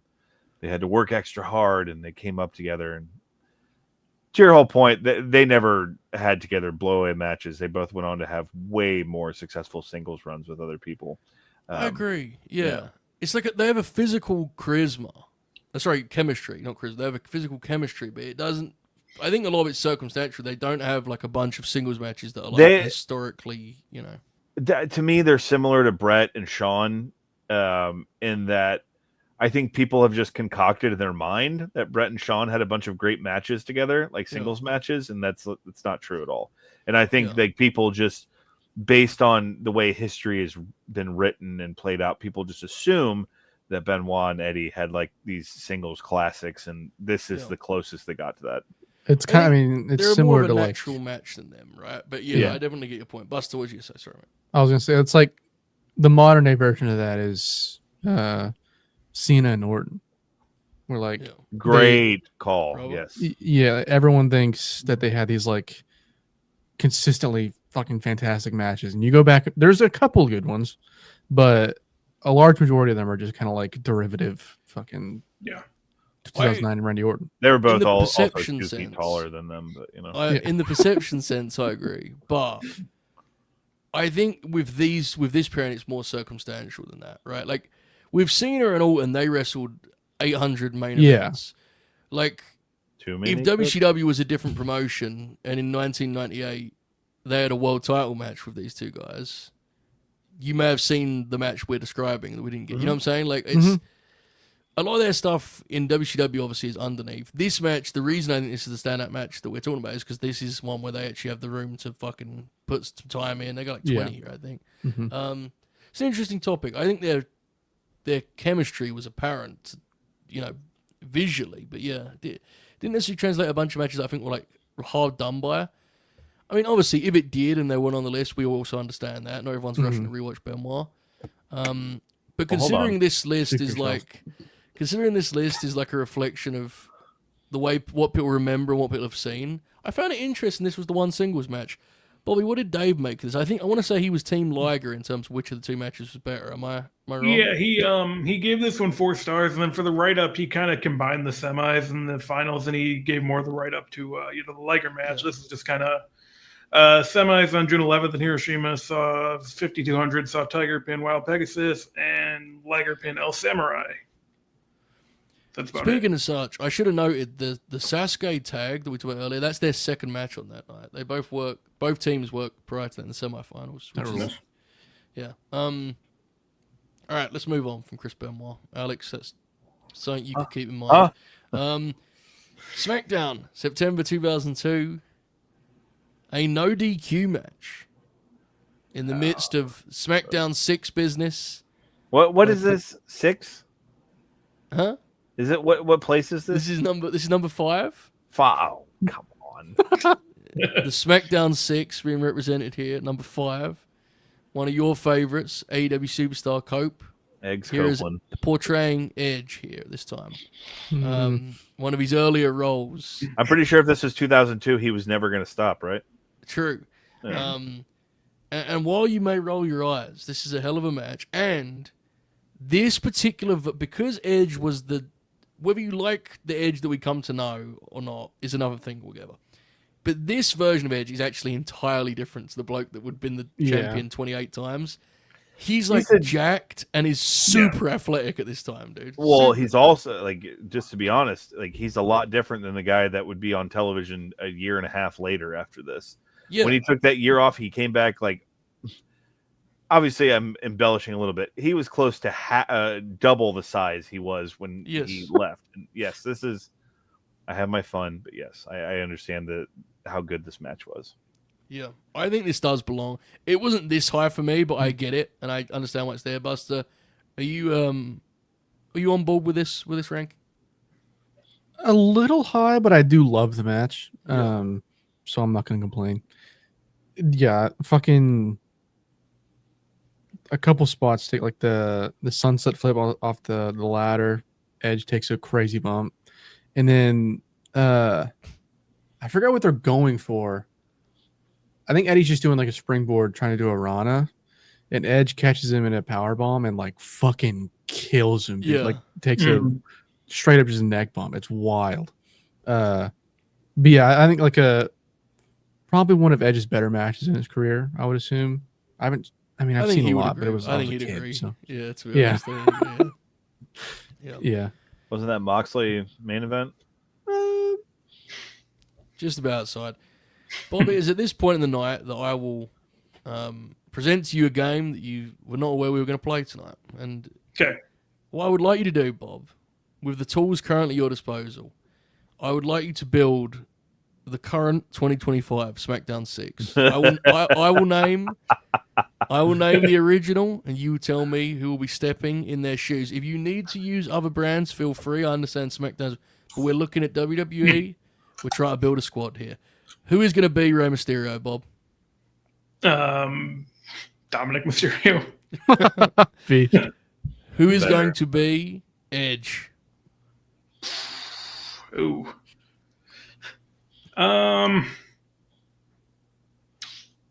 That's tough. It is. It's very tough. They don't have a lot of young guys. Is part of the problem here. Yep. So it's an up and coming guy would be Carmelo Hayes, I guess. Did y'all see the clip of Carmelo Hayes doing the 6'7" thing? Your delivery of that was so nasty, dude. Look how happy he is saying that. Right, Bobby, let's do this as a kind of a pairing here. Chavo and Eddie. What we got? Chavo and Eddie. We need guys with tires, man. We need guys with a link. Damn, okay, let's see. Really trying to muscle Bob into saying Jimmy and Jay there. I was trying I was going to say Jimmy for one moment. I'm not going to lie. Yeah. I mean, we might as well say Jimmy and Jay. It's the only way I like Jay anyway. All right, Chris Benoit. The Creeds? Yeah. Santana. Dragunov. Who's Kurt Angle, bro? Chad Gable. I wish Rice had didn't have 800 assignments on his desk because I'm absolutely going to make that graphic. Just post it from LNG. At Robert O'Neill's new SmackDown 6. It's just those 6 guys. Jimmy and Jay. And it's Paul sitting over him with like the strings, you know? Yeah. 400 quote tweets later. That's awesome. Thank you, Bob. What did Dave say about this match? He loved it. He said it was probably the best episode of SmackDown of the year. The Edge and Eddie Guerrero match was incredible. Without question, one of the best matches of the year. Guerrero, the heel, got a standing ovation after the match for his performance, in particular taking the DDT off the top of the ladder, doing powerbomb, flipping over the ladder. He also did a backdrop into a vertical ladder and did the flip into the ring senton with Edge in the middle of a ladder sandwich. I'd say 4.5 for that. I'd say. Wait, did he actually say I'd say? He did, yeah. This is all just copy and That's paste. I did awesome. not add anything to any of this. That's great. So he described the match and they said, I'd say a 4.5 for this. Like, Yep. he's drinking wine or something. I'm exclusively referring to like, any rating I give. Yeah. I'd say. Yeah. Like he's got like a scowl and he's sort of going, that's awesome. All right. Bobby, is the SmackDown 6 something that you like have a connection to as a fan, or is it? Because I know this. What years for you like pop? Is this an era that you go, yes, that's 2000 or 2002 definitely. Yeah. I mean, it wasn't as much as the SmackDown 6 as it was Brock, but I mean, I liked Angle as a team. I liked Edge and Mysterio as a team. Yeah, I liked Mysterio in general. I liked Eddie quite a bit. SmackDown was, a lot of lore is made about it, but it was clearly the better show for a lot of reasons. Yeah, I mean, they had probably 15 guys I liked watching. In fear of getting distracted here, SmackDown did have like an actual identity for a while there. It's like the show where the guys that Vince didn't give a fuck about would go and do well. Uh-huh. There's something honorable about that. There's something dignified about that, I mean, I know it's talked about all the time, but just that like aesthetic of SmackDown is It's awesome. one of the coolest wrestling shows ever. Like the silver apron, and like in the rafters or whatever, they would have those like weird like mesh net things with like the scaffolding. It was so cool. Yeah. I always like the vibe of SmackDown more, always. Way more, yeah. And Eddie, for that matter, while we're on the topic, would you say is more associated with SmackDown than Eddie? Undertaker, probably? Probably those Yeah. two. Yeah. Dave's a good one. Taker, I think, is probably the one, because he was always a SmackDown guy, right? Yeah. He was Bob. He was what they would call a locker room leader, if you will, on SmackDown. That's correct, yes. Kept the peace back there. Sure. He did. He guided the young professionals on the blue brand. All right. We're now at the top 5 with that last one, folks. We will move forward here with one that will not surprise anyone. I did just want to say real quick Yes. that that's the best executed sunset flip powerbomb of a ladder in history is in that match, where Eddie I would agree.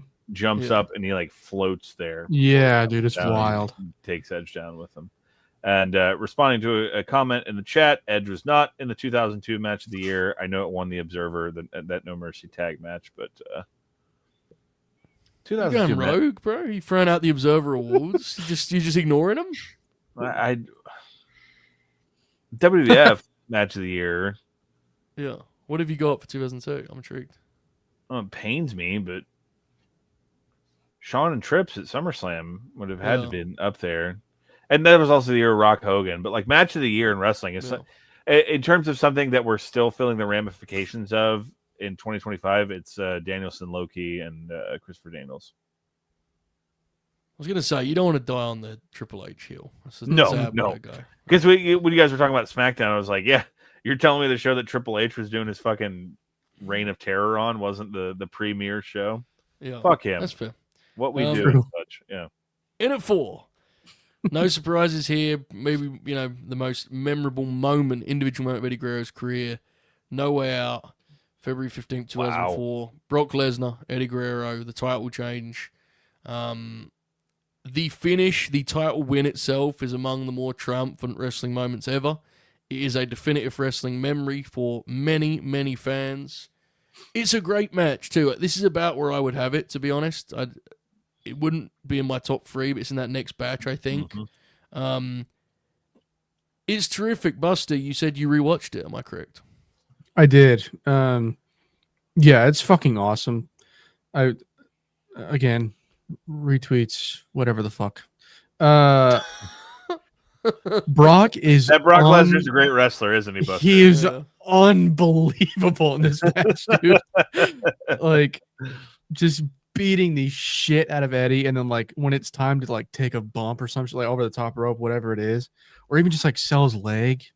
It's wild how good he is. And then there's that moment just randomly at the end or towards the end of the match before Eddie gets his comeback where he just starts fucking rolling him around and just Yeah. like putting him in different pinning combinations and shit. It's fucking awesome. The ref bump is like, it's a little long. It's kind of ridiculous, but also fucking who cares, bro? Exactly. Yeah. When you're in a moment as good as that, you're not going to care about that. Yeah, shit. just let it happen. And again, the moment Eddie winning and the crowd jumping up like it's fucking Mid-South. It's so sick, dude. It's awesome. It's one of those, how can you not be romantic about pro wrestling moments? Yes, It's just very much so. when wrestling gets real for a And minute. like I had a moment where, because you always see the picture of Eddie on the steps with the title afterwards, but then like you see him like go to like on the video, you see him like go to the steps and like have that moment, and it was just like it was weird for me. Like I saw it and I was like, fuck, Yeah. I fucking miss this guy, man. I never even watched. I don't remember watching him live, but like, Yeah. it's weird how you can miss someone even without like having any shred of memory of him. I often, I say this a lot, so I apologize, but I think it's very apt in this particular case. I always think the free is always a pop, but I think the real magic is in when the people know it's going to happen. Yes, I always think that. Like, shocks are great, but usually the finishes you remember most, yes, the reaction on the free count is epic, Mhm. but it's 20 seconds before when they start doing the maths, and like, they absolutely do it in that match. You can feel the people going, wait, he's going to win the belt. And it's just, And it's like electric. right after like they have, there's there's one near fall in this match, and it's Yeah. the first pinfall after the ref bump, and it's just like directly after that when Eddie goes to the top rope, they realize like, Yeah. holy shit, yeah. The one I remember specifically I was talking about previously, Joe, is when Luger clears the ring before he puts Hogan in the rack and the crowd figures out that it's going to happen. It's magic. Yeah. Because fans, you train the audience a certain way. This isn't a smart fan thing. This is just fans that watch the show. Yeah. So they can do the maths, right? Like they kind of go, wait, they're not going to do the Goldberg thing and have not, like he's going to win. He's going to win the match. Like it's When Brian puts Batista in the LaBelle lock at 30, Yeah. Yes. the crowd's like, wait, what? No. Yeah. And It's- for me, like more recently being in the crowd, having Darby come out and like having Brian come out. that was a good and then example of it. Yeah. Just Hangman Hmm. hanging Alex Mox was there too. in that moment. True. I was. In that moment, I was asleep by that point, but yeah. fair. In that moment, I was like, both Novi and I were both like, it's gonna fucking happen, brother. And then we just didn't watch for the next 6 months.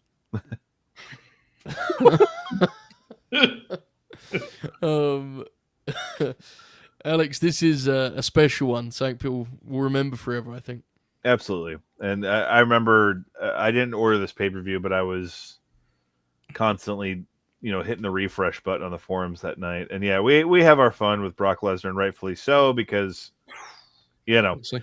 but, we've talked about all four of us previously this week had talked about how good of a pro wrestler he is. And this is his fucking he's still in the first 2 years of his career at this point. And yeah, he's an unbelievable performer here. Just very quickly, he was very motivated with this too, because he wasn't particularly excited about losing the title. And then I know he got a little upset by the fact that house show numbers and stuff went up when he lost the title. And I think that kind of led into his leaving the company.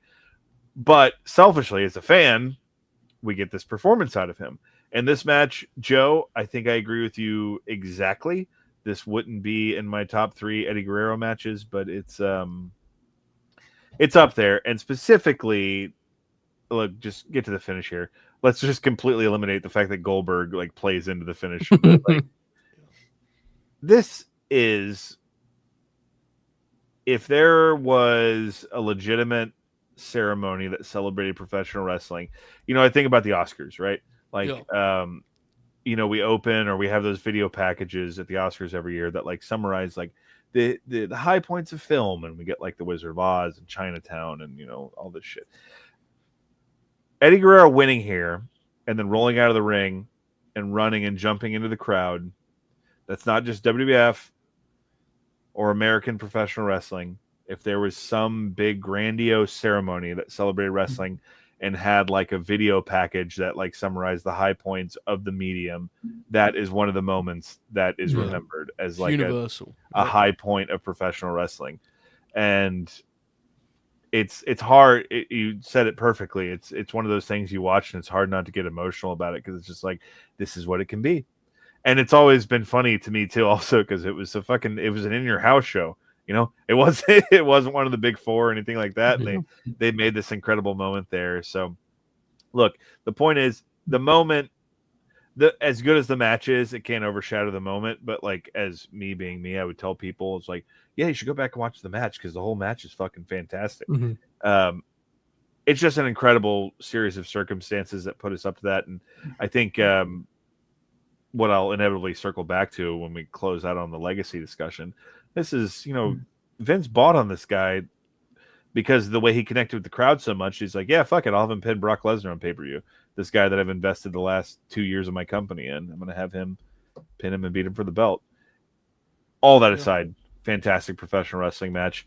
They are completely out of place, to talk to how good both these guys are. They're completely out of place on that F5 reversal and the DDT on the belt, but they somehow end up on it. Yeah, great shit, man. I cannot say enough good things about this match. It's another one we've watched on the platform too. If you're a gold member, you can go check this out. Our Grin along, we had a great time with this. Bobby, firstly, your thoughts on this one, and then what our friend Dave said. Yeah, I think this would have been, for me, in the top three. I love this match. I watch this match probably once a year around this time, usually, just to kind of celebrate Eddie. And I do want to read what Dave had. I'm going to read the first paragraph of the write-up, and then I'll just kind of skip to the end. But a few years ago, even though he was as talented as any wrestler in the business, Eddie Guerrero would have been just about the last person anyone would think would ever win a WWF Heavyweight Championship. Quite frankly, he wouldn't have even been considered a main eventer due to his size. Same tagline that's been said about him since he was a 19-year-old wrestling in Juarez. And even with his newfound popularity, Guerrero had never even headlined a pay-per-view show until February 14th, the night he captured the WWE Championship from Brock Lesnar at the Cow Palace. And then, he gets in the match, and then the crowd went nuts for the title change, even more than you'd expect. And at this point, it saved what was a lackluster show 4 stars. Wasn't that nice? That's beautiful. Beautiful, beautiful stuff. I love it. All right, before we get into our top 3 here, I do have to say, Bobby, you missed a trick with this. You should have immediately pivoted to women's division for the SmackDown. No, yeah, thing. Fair. You could have made some magic with it too, bro. Like, I ask who Benoit is, and Bobby just goes, "That would be Alexa," like. Yep. Kurt Angle, and he just goes, oh, "Surely it would be Charlotte." Larry Sane,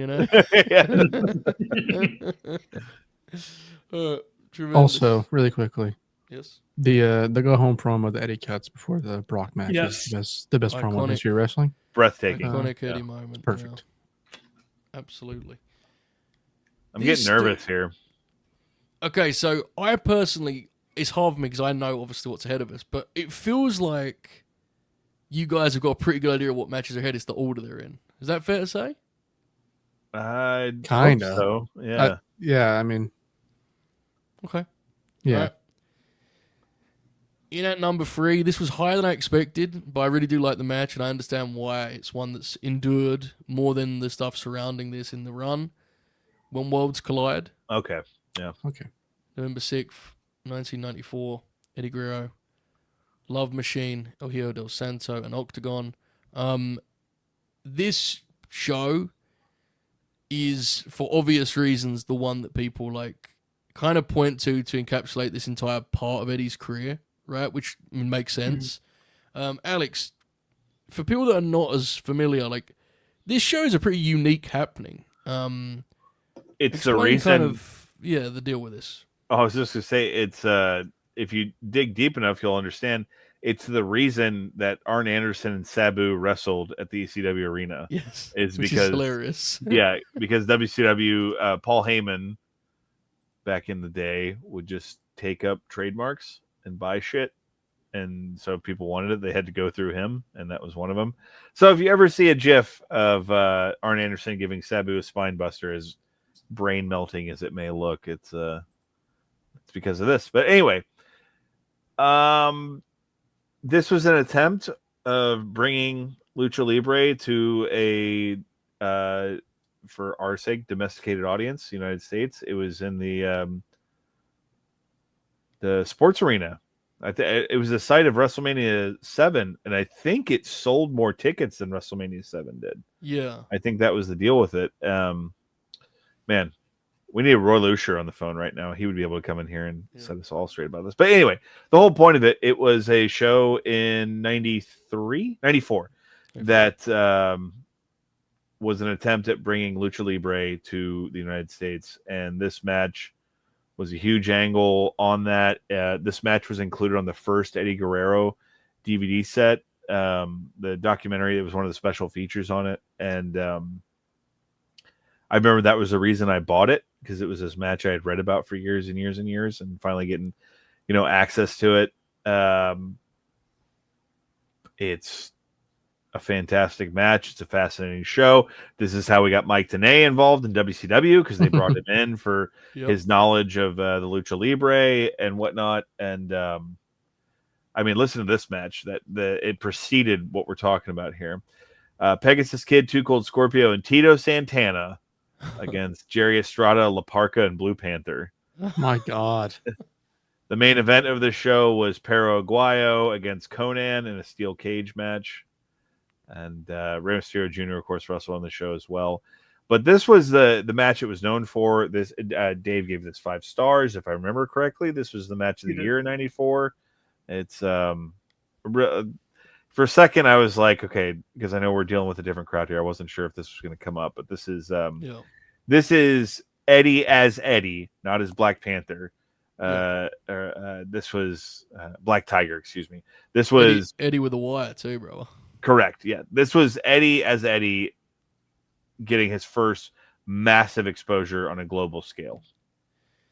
And I think the reason this has, remained kind of in people's minds when it comes to Eddie Guerrero, it is one of those matches, again, that's kind of canon, right? It's like the When Worlds Collide match. And also, Buster, this recently reemerged on the Vault, right? This got some love on the WWE Vault, which I don't know. I mean, I'll look here in a second, but they posted the whole show, right?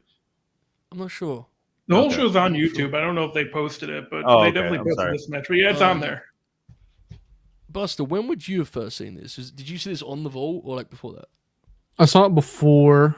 I think it was during the pandemic that I first watched it, but then I watched it again for Chronicles. It's, Alex said, it's fucking awesome. There's a reason it has like the legend that it has.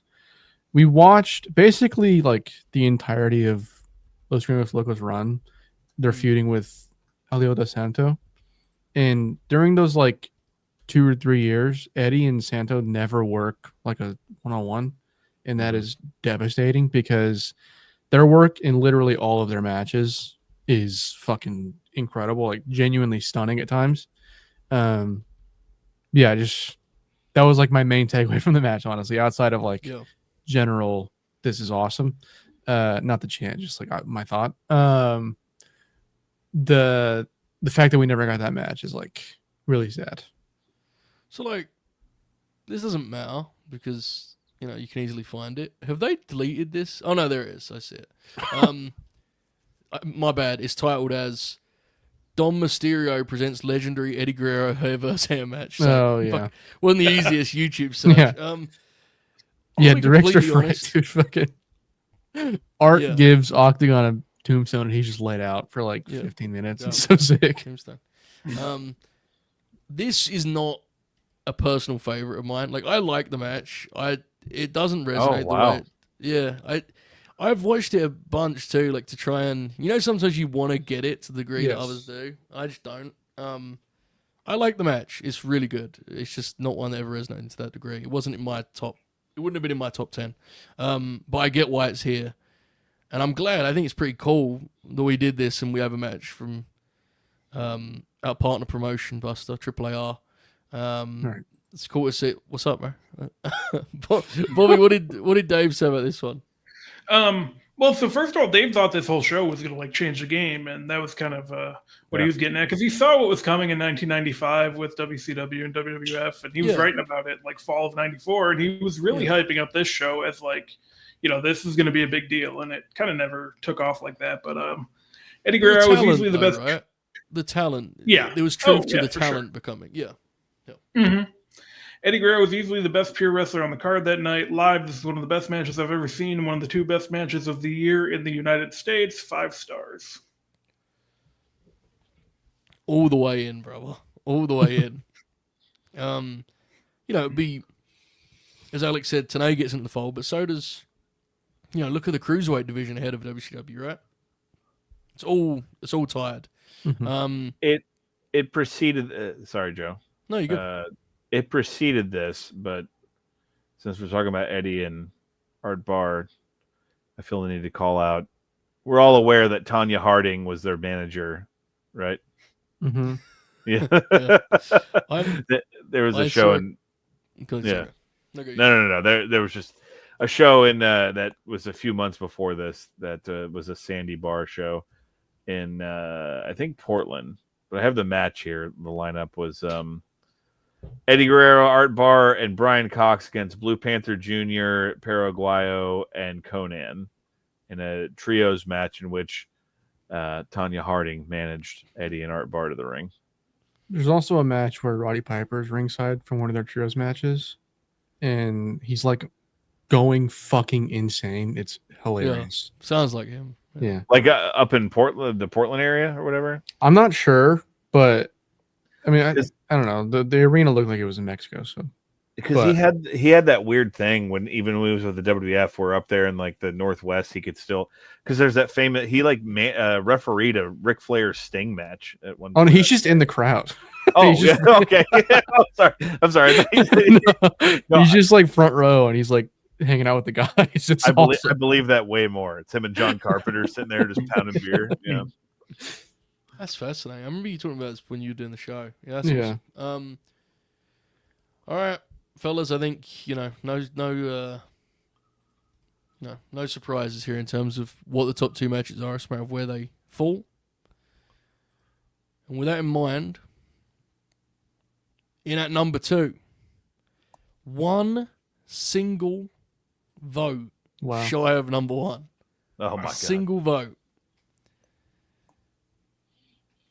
Is probably the betting favorite to be number 1. Instead comes in at 2.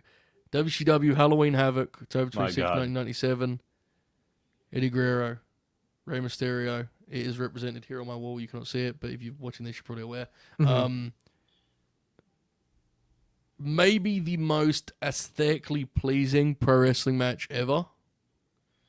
I've seen this match probably more than any other match, I feel. There's a real chance that's the case. Every single time, it blows my mind. It was my number 1. Buster, are you surprised firstly and then thoughts on the match? Honestly, yeah, I would have assumed that it would have been 1, like with a fucking whatever statement you want to, or whatever saying you want to use, with a bullet, I guess is what I was trying to say.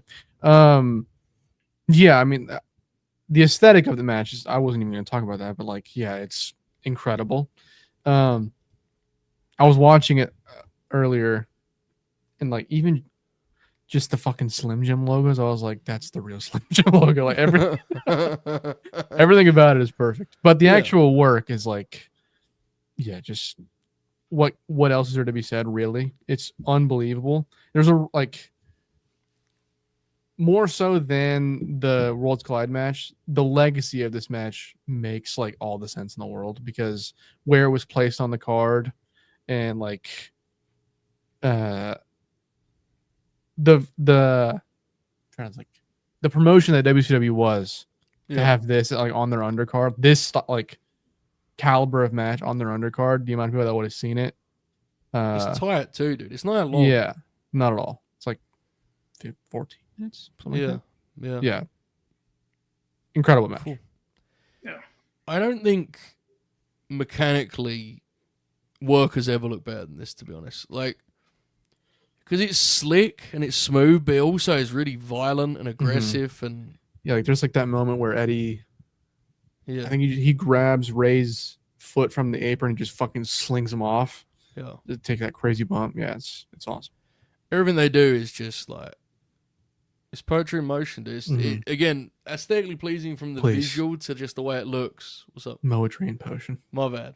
Shout out to the Hooper. May rest in peace. Shout out to the Hooper. But yeah, it's such a fucking pretty pro wrestling match. It really, really is.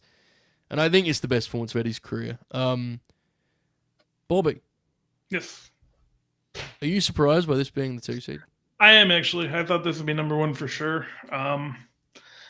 Yeah, I mean, it does live up to the hype. It is really one of the best matches I've ever seen. It's one that I go back to quite a bit too. Dave loves it as well. Says arguably the best single match on a WCW pay-per-view show, dating back more than 6 years to the prime of Ric Flair and the February 24th, 1991 War Games match. Some may compare it with the Liger versus Pillman match, but due to the sport advancing, this was a higher quality if judged by the same standards.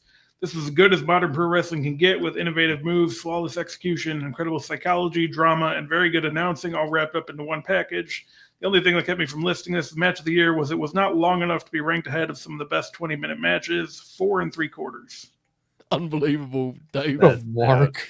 Unbelievable, Dave Layer. Incredible, Dave. Just basically, it was the best wrestling match you'd ever seen. Went a little short. One of one. I am really surprised. Alex, are you also very surprised by this? Yeah, of course. I mean, this is what you think of when you think of either of these guys in terms of like, Yeah. I don't disagree, and I'm gonna come back if I'm assuming what's number one is number one. Then Yeah. we'll circle back to it. But yeah, this is amazing. It's one of those matches that, and there's dozens of these, but you look at it and you're like, oh, that was WCW. That's what was different about them. And obviously Eddie and Ray are the two guys in the ring, but in '97, WWF was, Vince couldn't wrap his head around this shit. He was trying to do that. You let fucking Taka and Sasuke have 7 minutes on the pay-per-view or something, and he was like, whoa, too much. This isn't what we're trying to. Man. Yeah, This isn't what we're trying to do here. And that was kind of, I'm not fond of giving Bischoff credit for much, but he was willing to let these guys go out there and do it. And aesthetically, you're correct. Ray's in the Phantom gear. Eddie has basically the hair that Dom has now, the bangs and the mullet and shit. And he comes out. He comes out with the belt slung over his shoulder, walking to the ring. That music too. The awesome music. Boom, boom, boom, boom. Yeah, it's fucking great. The big one, just as far as a personal anecdote goes, I don't know if anyone's listening to this that has ever been to the Scenic City Invitational, but one of the years we did Wrestling Jeopardy there. This match was, the answer to a question. And God bless Brandon. He had a few soda pops that night, and he grabbed, I posed I gave the answer, and you have to say what is it. He just grabbed me and screamed, "Halloween Havoc 1997." He was so he was like, "It's my favorite match of all time." He was just going all in on it. So that's now kind of a memory wrapped up in it. But yeah, I mean, from a base level, this is two of the most influential professional wrestlers of all time having their best outing, and arguably one of the best professional wrestling matches that's ever happened at a high level in North America. So God bless. Yeah, this is one of those matches, and obviously wrestling's subjective, but this is on that list of matches where if someone said, "I think this is the best wrestling match ever," you go, "Yeah, Yeah. right? No reason to argue. Yeah." But it is not our winner or our number one, our list topper. By 1 point, it was beaten by the Judgment Day 2004 Bloodbath with John Bradshaw Layfield. This was my 2 seed, so I haven't got any problem with this.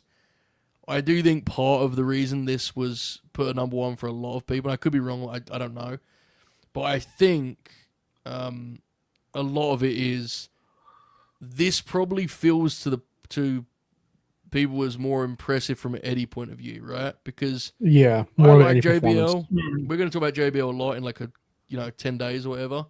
But Eddie getting to having- come back in this yeah. match is like, Oh, Yeah. bro, yeah. and having this level of match for JBL is like, I think if Bradshaw was here on the stream of us, he would say himself that this was an outrageous feat from Eddie Guerrero. I think the comeback and like the shimmy and all that shit. The more I see it and the more I think about it, I think it is like my favorite moment in wrestling history. Yeah. Because You can't argue with this, can you? bro, it's amazing. fucking incredible. Like the blood is like still actively gushing, and he's like showing that defiance, and literally only like in a way only Eddie Guerrero can. Like it's so specific to him, and the crowd fires up with him. It's just, Yeah. I cry like literally every time I see it. It's perfect. Yeah, we watched it on the flagships. That show's free, so you can go check. Yeah. Like we were just so swept up in it by the end, and it's like probably the best, DQ finish in the history of wrestling. right? Or Absolutely. at least modern wrestling, definitely. Yes. Yeah. To be honest, the more we talk about it, the more comfortable I am with being number one. And again, I never disliked his number If one. I 'cause it did was my two, ranking, so It would have been my one. there you go. So I'm cool with There it. you go. Yeah.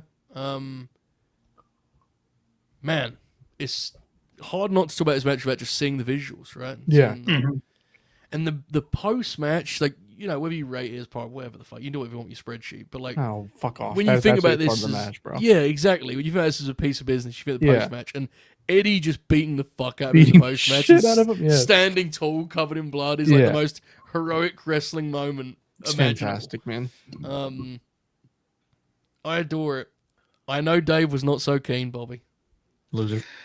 Yeah, he did not love it. Well, I won't say he didn't He love it. He liked didn't it. like it as much. Yeah, Yeah, yeah. I mean, Judgment Day pay-per-view needed a home run going into the main event. Eddie Guerrero and JBL responded with one of the bloodiest matches in company history. When the night was over, the ring was filled with puddles of Guerrero blood, and Guerrero himself, after the adrenaline wore off, went into shock and had to be rushed to the hospital due to excessive blood loss.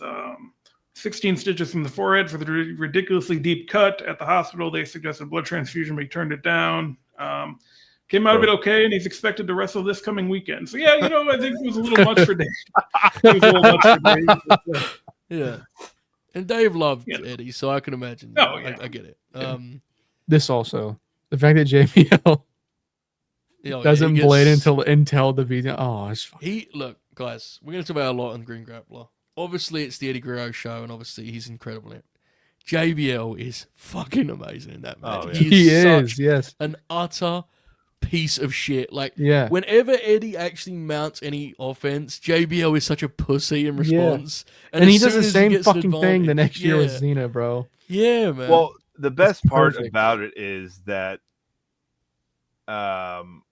he doesn't panic when he sees how bad Eddie's bleeding. Right. There's Yeah. a lot of Mhm. wrestling, and I've watched a lot of deathmatch wrestling to see guys go, oh, like freak Oh, out when the other shit, guy. yeah. Yeah, exactly.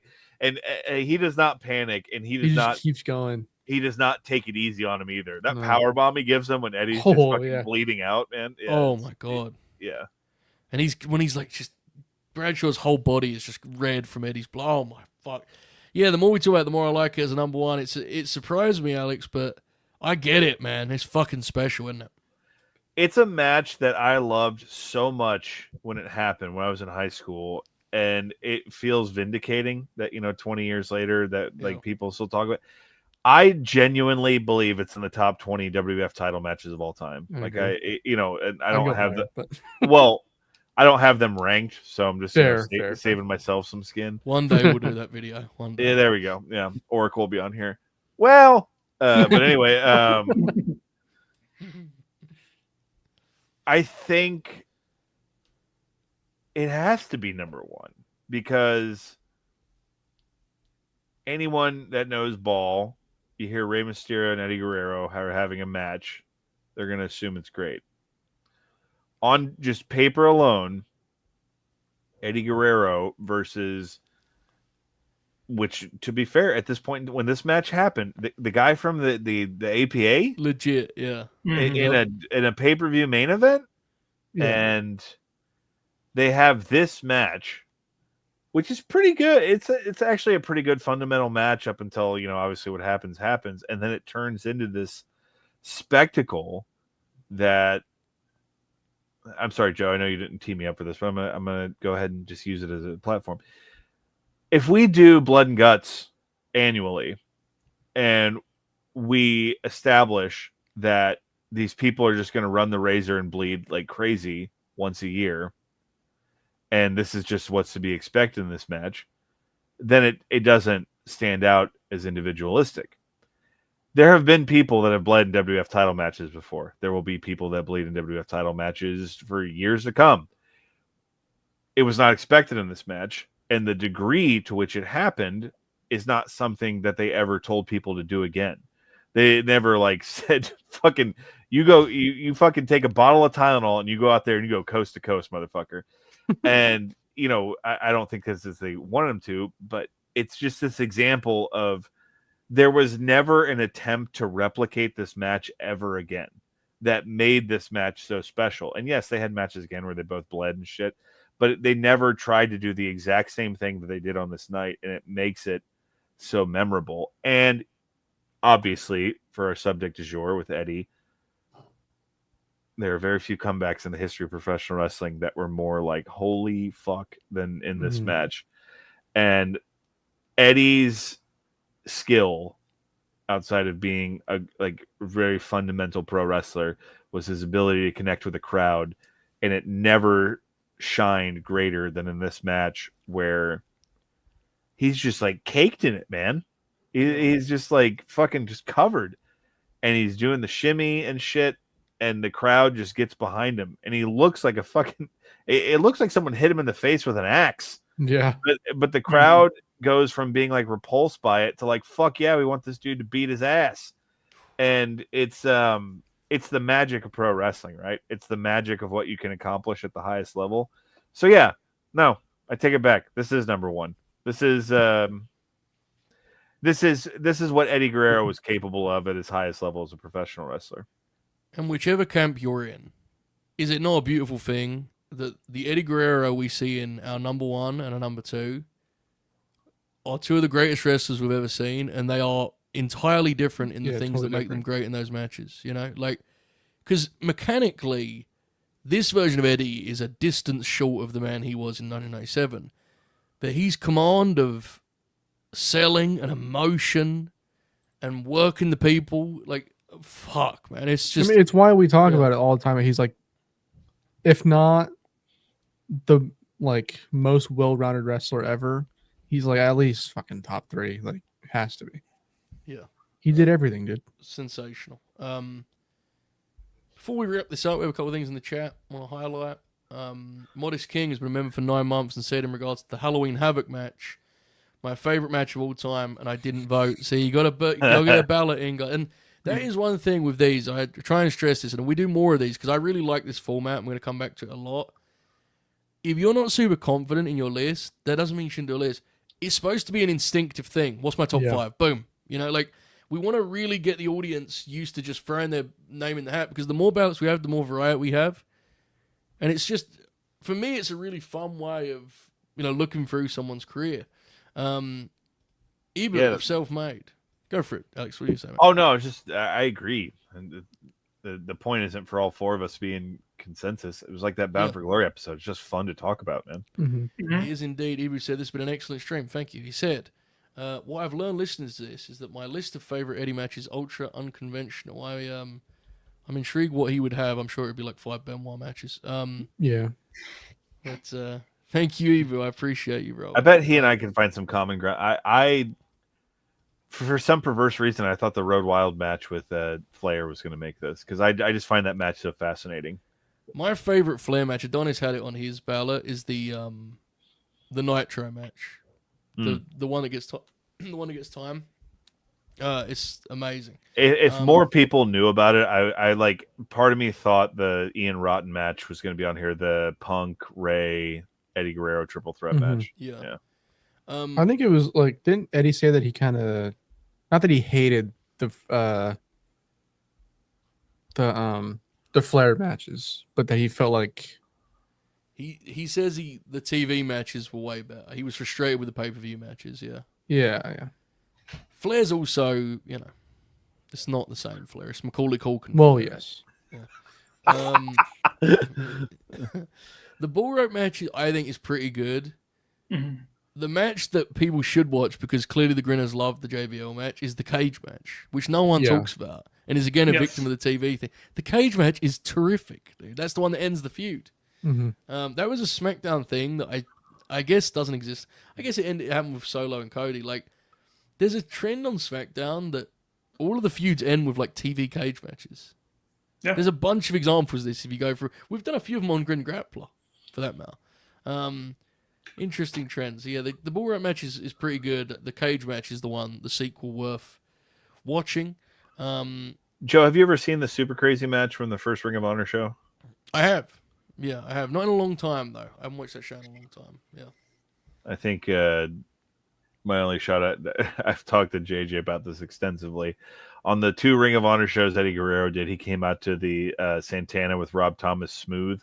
And it's like, man, that's so sick. Man, if they gave that to him at a modern day WrestleMania stadium entrances, they had Eddie coming out to that, it'd be pretty special. I don't like AAA. At least as Los Gringos logos, they came out to Van Halen too. Just fucking aura. AAA. Sorry.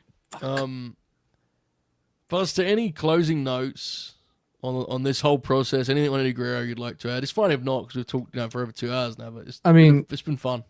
A real thought I've had all day watching these matches is the more I watch him, the closer I get to just calling him the greatest of all time.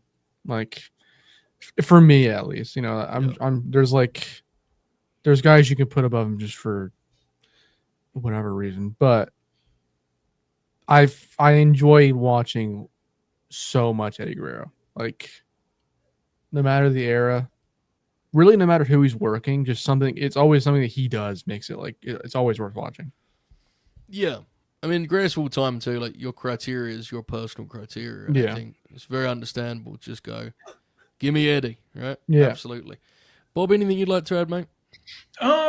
No, not really. I said at the beginning, his legacy has endured, 20 years already, and it's going to continue to, with Dom and Mercedes and everyone doing the Frog Splash and Three Amigos. I think that's really cool. He's going to be in the video games every year.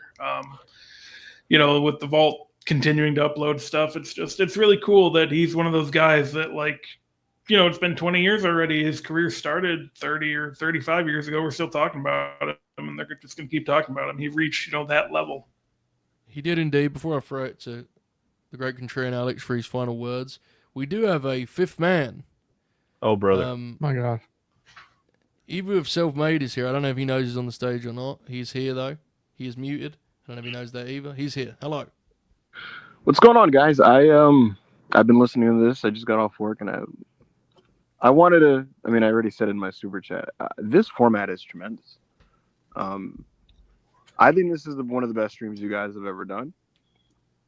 It was really, really interesting to just hear all the different kinds of Eddie Guerrero versions be highlighted, and it really it just hits you like, fuck, man, this guy was Black Tiger, and he was also like, white meat babyface Eddie Guerrero, who was like a fucking savant, and he was the character Eddie and all that, and everything in between. So it was kind of fun to take a trip down memory lane. One of the things that occurred to me is, there's always these posts on Twitter like, hey, what's your hot take, or what's your da-da-da? And I always I don't feel like I have one for most things. But as I'm listening to this, I realize that I have a very different. It's like I agree with everybody on Eddie. He's incredible. He's phenomenal. Though Eva was cooked like a day ago, saying he needs a week off, and tonight he's not so happy talking to Eddie. Loved hearing. Yeah, look, it's Eddie Guerrero. Man. For the soul, bro. I'm not being asked about like who's in War Games, so Sure. that's a big part of it too. Yeah, Alex has got some questions for you. Alex has been on tonight too. He's been great. So I guess the best way for me to put this is, I have a very unconventional view of Eddie in terms of like what I like the most from him. Yep. And you know what I've noticed? I feel like a lot of Eddie Guerrero work is at the exact same level. Mm-hmm. It's just that some of it is more iconic and canonical and historical than others, and so those are the ones that kind of stand out. Yeah. But for every iconic, historically significant Eddie Guerrero moment / match, I have numerous Eddie matches that I like just as much, if not a little bit more. And it's just fascinating to think about. And yes, I am very biased to the period that I'm about to name and highlight. And you could probably guess it, Joe, but my Eddie Guerrero is 0203. Yeah. It's not 97 Eddie, nor is it 2005 Eddie. It's like 0203. Kind of a hybrid in some ways. It is a hybrid. He is a character already. He is a personality. He has swagger, but he also can still fucking go. Yeah. And I think he has matches every week on TV that are just as good as the Worlds Collide match. I think he has matches on TV every week that are as good as some of the other ones named in here. And the high highs are the high highs. Halloween Havoc 97, Judgment Day 04. Yep. The Brock title victory. That is iconic. It's great. It probably is just the top of his stuff. But like when you like towards the bottom and middle of the list, right? And all those matches are excellent. Well, most of them are excellent, right? I just think he produces work like that pretty much with regularity. I agree. Actually, if that makes any sense. Yeah. Like, I think there are a bunch of Los Guerreros tags that are, like, fucking terrific that no one remembers or gives any love to. Like, yeah. And I'm noticing as I'm listening to this, he has a Los Guerreros tag, folks, with Haas and Benjamin after they were emancipated from Kurt Angle in late 03. And it's phenomenal. Nobody talks about it. It's Eddie and Chavo reunited after Chavo comes back from his injury. And they win the tag belts as baby faces against. They almost killed Charlie Haas too. That match is fucking awesome. He is. I love the match. There's another match. I want to say it's that guy and Rhino versus Eddie and Tajiri. I want to say on TV. It's tremendous. Yeah. And I'm sure Joe gets what I'm coming from, mainly just because we both already agree that like Eddie's work is just what it is all the time. You know what I mean? Yeah. So I guess my big conclusion here is like Eddie kind of just shits out matches that are anywhere from 3.5 to like 4.25. Like he just kind of like wakes up and burps and that's what happens.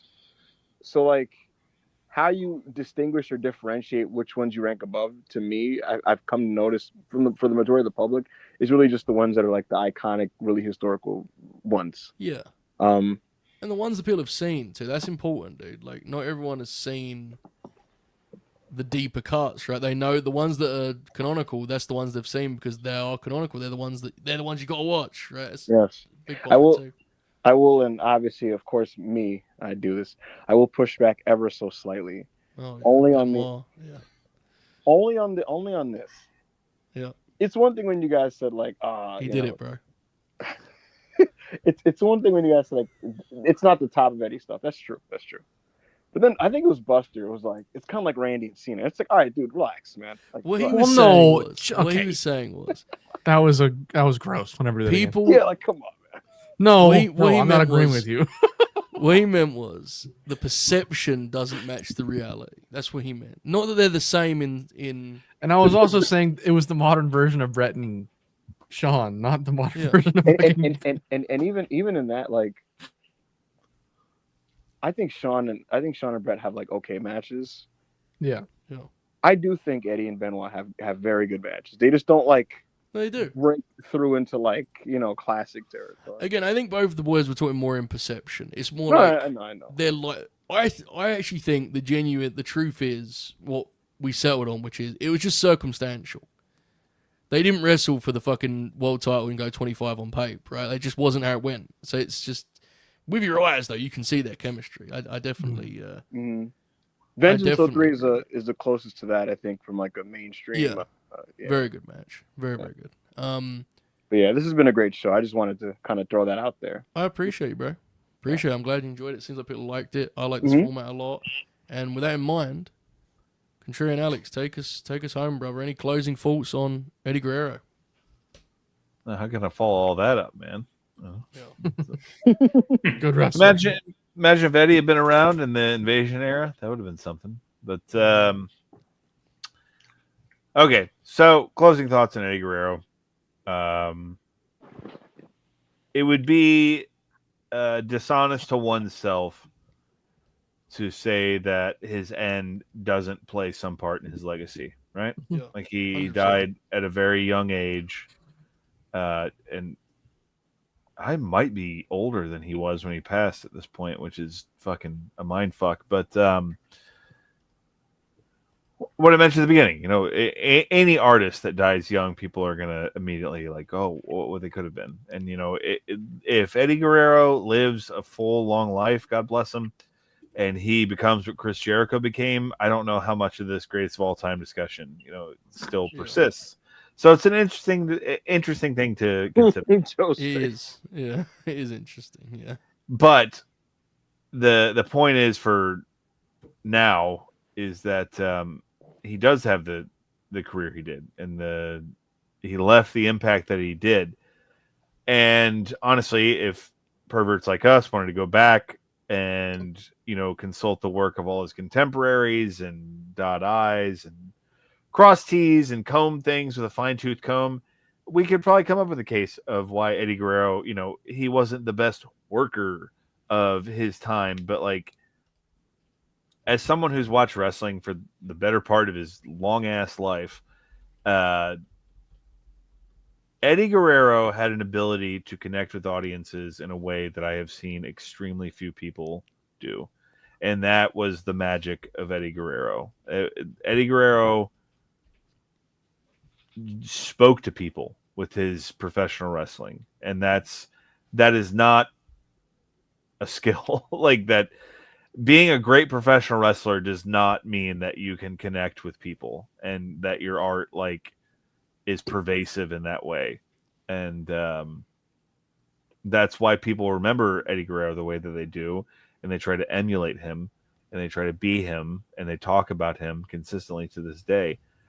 It's very sad the way his career and his life ended, and it's very sad that it seemed by all accounts he had turned his life around. And it was just kind of too little too late, unfortunately. But as a professional wrestler, he possessed a set of skills and an intangible quality that everyone in that medium strives to achieve, and very few come close to. And that's the magic of Eddie Guerrero. It's a beautiful note to close on. Before we go, we'll handle some business here, folks. Next week, the flagship is Thursday. Very important. Next week is Guess the Grin. What is Guess the Grin? It is an LNG trivia program. What is an LNG trivia program? It is a show in which the questions are in relation to this very program. Questions such as, who pitched Relight the Fuse? What is the name of Caden's cat? It will be Buster, it'll be Nova, it'll be Caden. The young guns opposite the old school Grinners. I'm talking Confirm Shoot, I'm talking Dude, if we did this Oracle of Wrestling. Bob O'Neill. If we did this 3 weeks ago, I would have been fucked. Yeah. It's big, dude. This is big. You got, luckily they're locked. Well, Novi's locked back in. Yes, I was going to say, Novi's back. Caden's a big problem. Caden, thin ice. Yep. There's going to be home and away categories. There's going to be questions suited to either party. It's big business. It's going to be very exciting. Thursday, live and free, the flagship, episode 188 of The Grin.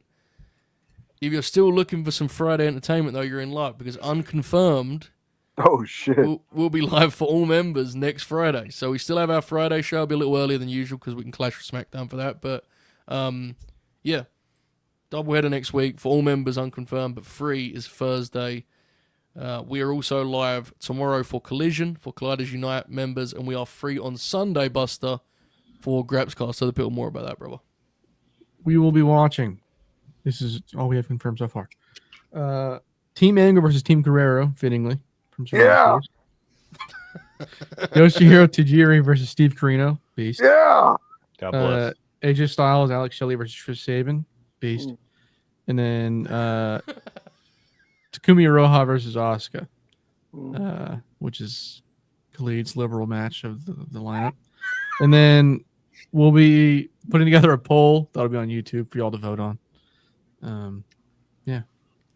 Beautiful. I love it. Bob O'Neill, you got any plugs, brother? No, LNG Trivia next Thursday. Grin Grappler JBL is November 25th, that would be, I believe. Yeah. Look out for the lineup for that. I'm sure that's coming soon. I think we have it pretty much decided. We kind of went over it the other day. Yeah. Yeah, look out for that. Thank you, Bobby. I've got access to all Japan stuff, so I need to just figure out which match we should do. I kind of want to do the Kobashi tag, but it's got Johnny Ace in it. I don't even want to talk about Johnny Ace, so maybe we'll do Hansen because We just did a whole. No, that's fine. it's just you know, you know it is. I think the one thing we can guarantee is like the lineup for that JBL episode is going to make a lot of people go, "What?" Yeah. I'm pretty hopeful. We need to also send Oracle the Oracle signal and do the what's the best APA match because there'll probably be some shit with Kane. Oh man, we got to do that fucking Public Enemy match. Contrarian Alex, tell the people what's happening over at the Contrarians.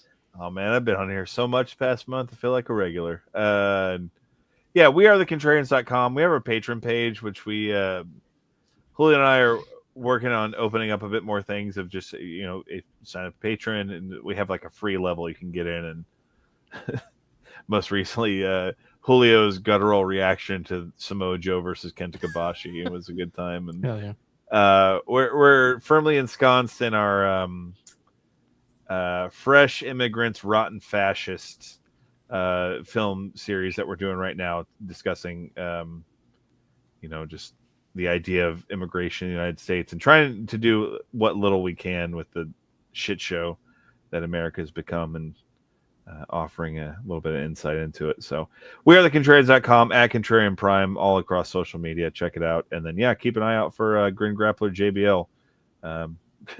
It'll be something. Well, I'm actually very excited for that show. Oh, it's gonna be a hoot. To me, those are the subjects that are most fun for the grappler. Right? Like the Dudley's episode was so heinous. What we did that night, that was shameful, dude. It was shameful. I'm excited to follow up with a real natural sequel with JBL, so that should be fun. Evie, what's going on at Self-Made, bro? You know that's the show today, right? Yeah, today we announced the debut of Destination Dynamite, which will be your one-stop shop for all things AEW Dynamite, and that'll be on Thursday afternoons. It'll be featuring and hosted by Jana, who at Viva La Jana. The lovely Jana will be alongside Marcus, and they will be talking all things Dynamite. They're expected to be joined on most weeks by Jess, who is pretty well liked in the community. Her ad is Kai's Cream Puff, I believe. Yeah, they're going to be doing some stuff with AEW. It's the first self-made show, not with the core original four. So it's going to be interesting to do some executive producing on that. I will not be directing it, but I will be doing some executive producing on there. So that'll be fun. Outside of that, though, this Sunday, I've got some festivities planned for the Discord, as well as the upcoming week. So Self-Made Discord is where most people can find me, where I watch wrestling and comment on things. But beyond that, I make comic book posts now. Yeah. You're trying your best, bro. Have you ever ain't taken to. It's like when I tweet out boxing, just go, it is what it is, isn't it? I just don't like it. Do you ever? I was gonna say, do you ever just come across any of them, Joe, and just go like, "Oh, yeah." that's what I'm always happy for you because, like, Alex and I joke about this. But, like, when we post about combat sports, we just like, well, Alex will like it, you know. Same for me when he posts about MMA.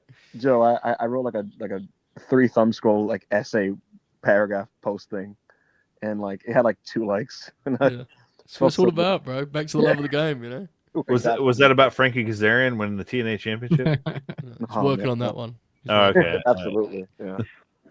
But yeah, so You deserve it, again, bro. if you don't follow me, I mean, at this point, if you don't, it's probably because you don't want to, so that's fine. But add back. Yeah, I don't think anyone's like, hey Joe, so this is the evil guy. He's all right, you know. Yeah, they made their mind up. Yeah. Yeah, absolutely. You decide how you feel about me, but yeah, man, add back a Hangman. I post things and watch wrestling sometimes, and I do my thing. And on Self-Made, you can see the Holbert Hour. Yes. Which on Wednesday is featuring a main event of the Chris Statlander Willow Nightingale street fight from Chicago. That's the main event of episode 10 of the Holbert Hour. So lock in for that. $5 gets you in the door. The Whole Hour is a very unique piece of business that if you like this show, I think you would like. Oh, it's sensational. Appreciate you, brother. Glad you stopped by. I want to co-sign what Colt said in our chat. Please leave a comment. Here's what I'd love for you guys to do. I got very bad at this over the last year. I used to be very good at it. When we're done here, yes, like the video, as Bobby told you for the night, comment your favorite Eddie Guerrero match. Did you agree? Because I know a lot of our viewers didn't necessarily do ballots. Tell us what you would have had as your number one if you could go back and put your name in the hat. So please do that for us. Have a great evening. Have a great weekend. We hope to see you on Gold. But if not, we'll see you on Thursday for Guess the Grim. Have a great night, folks. Keep grinning. All hail. Enjoy this outro. Goodbye.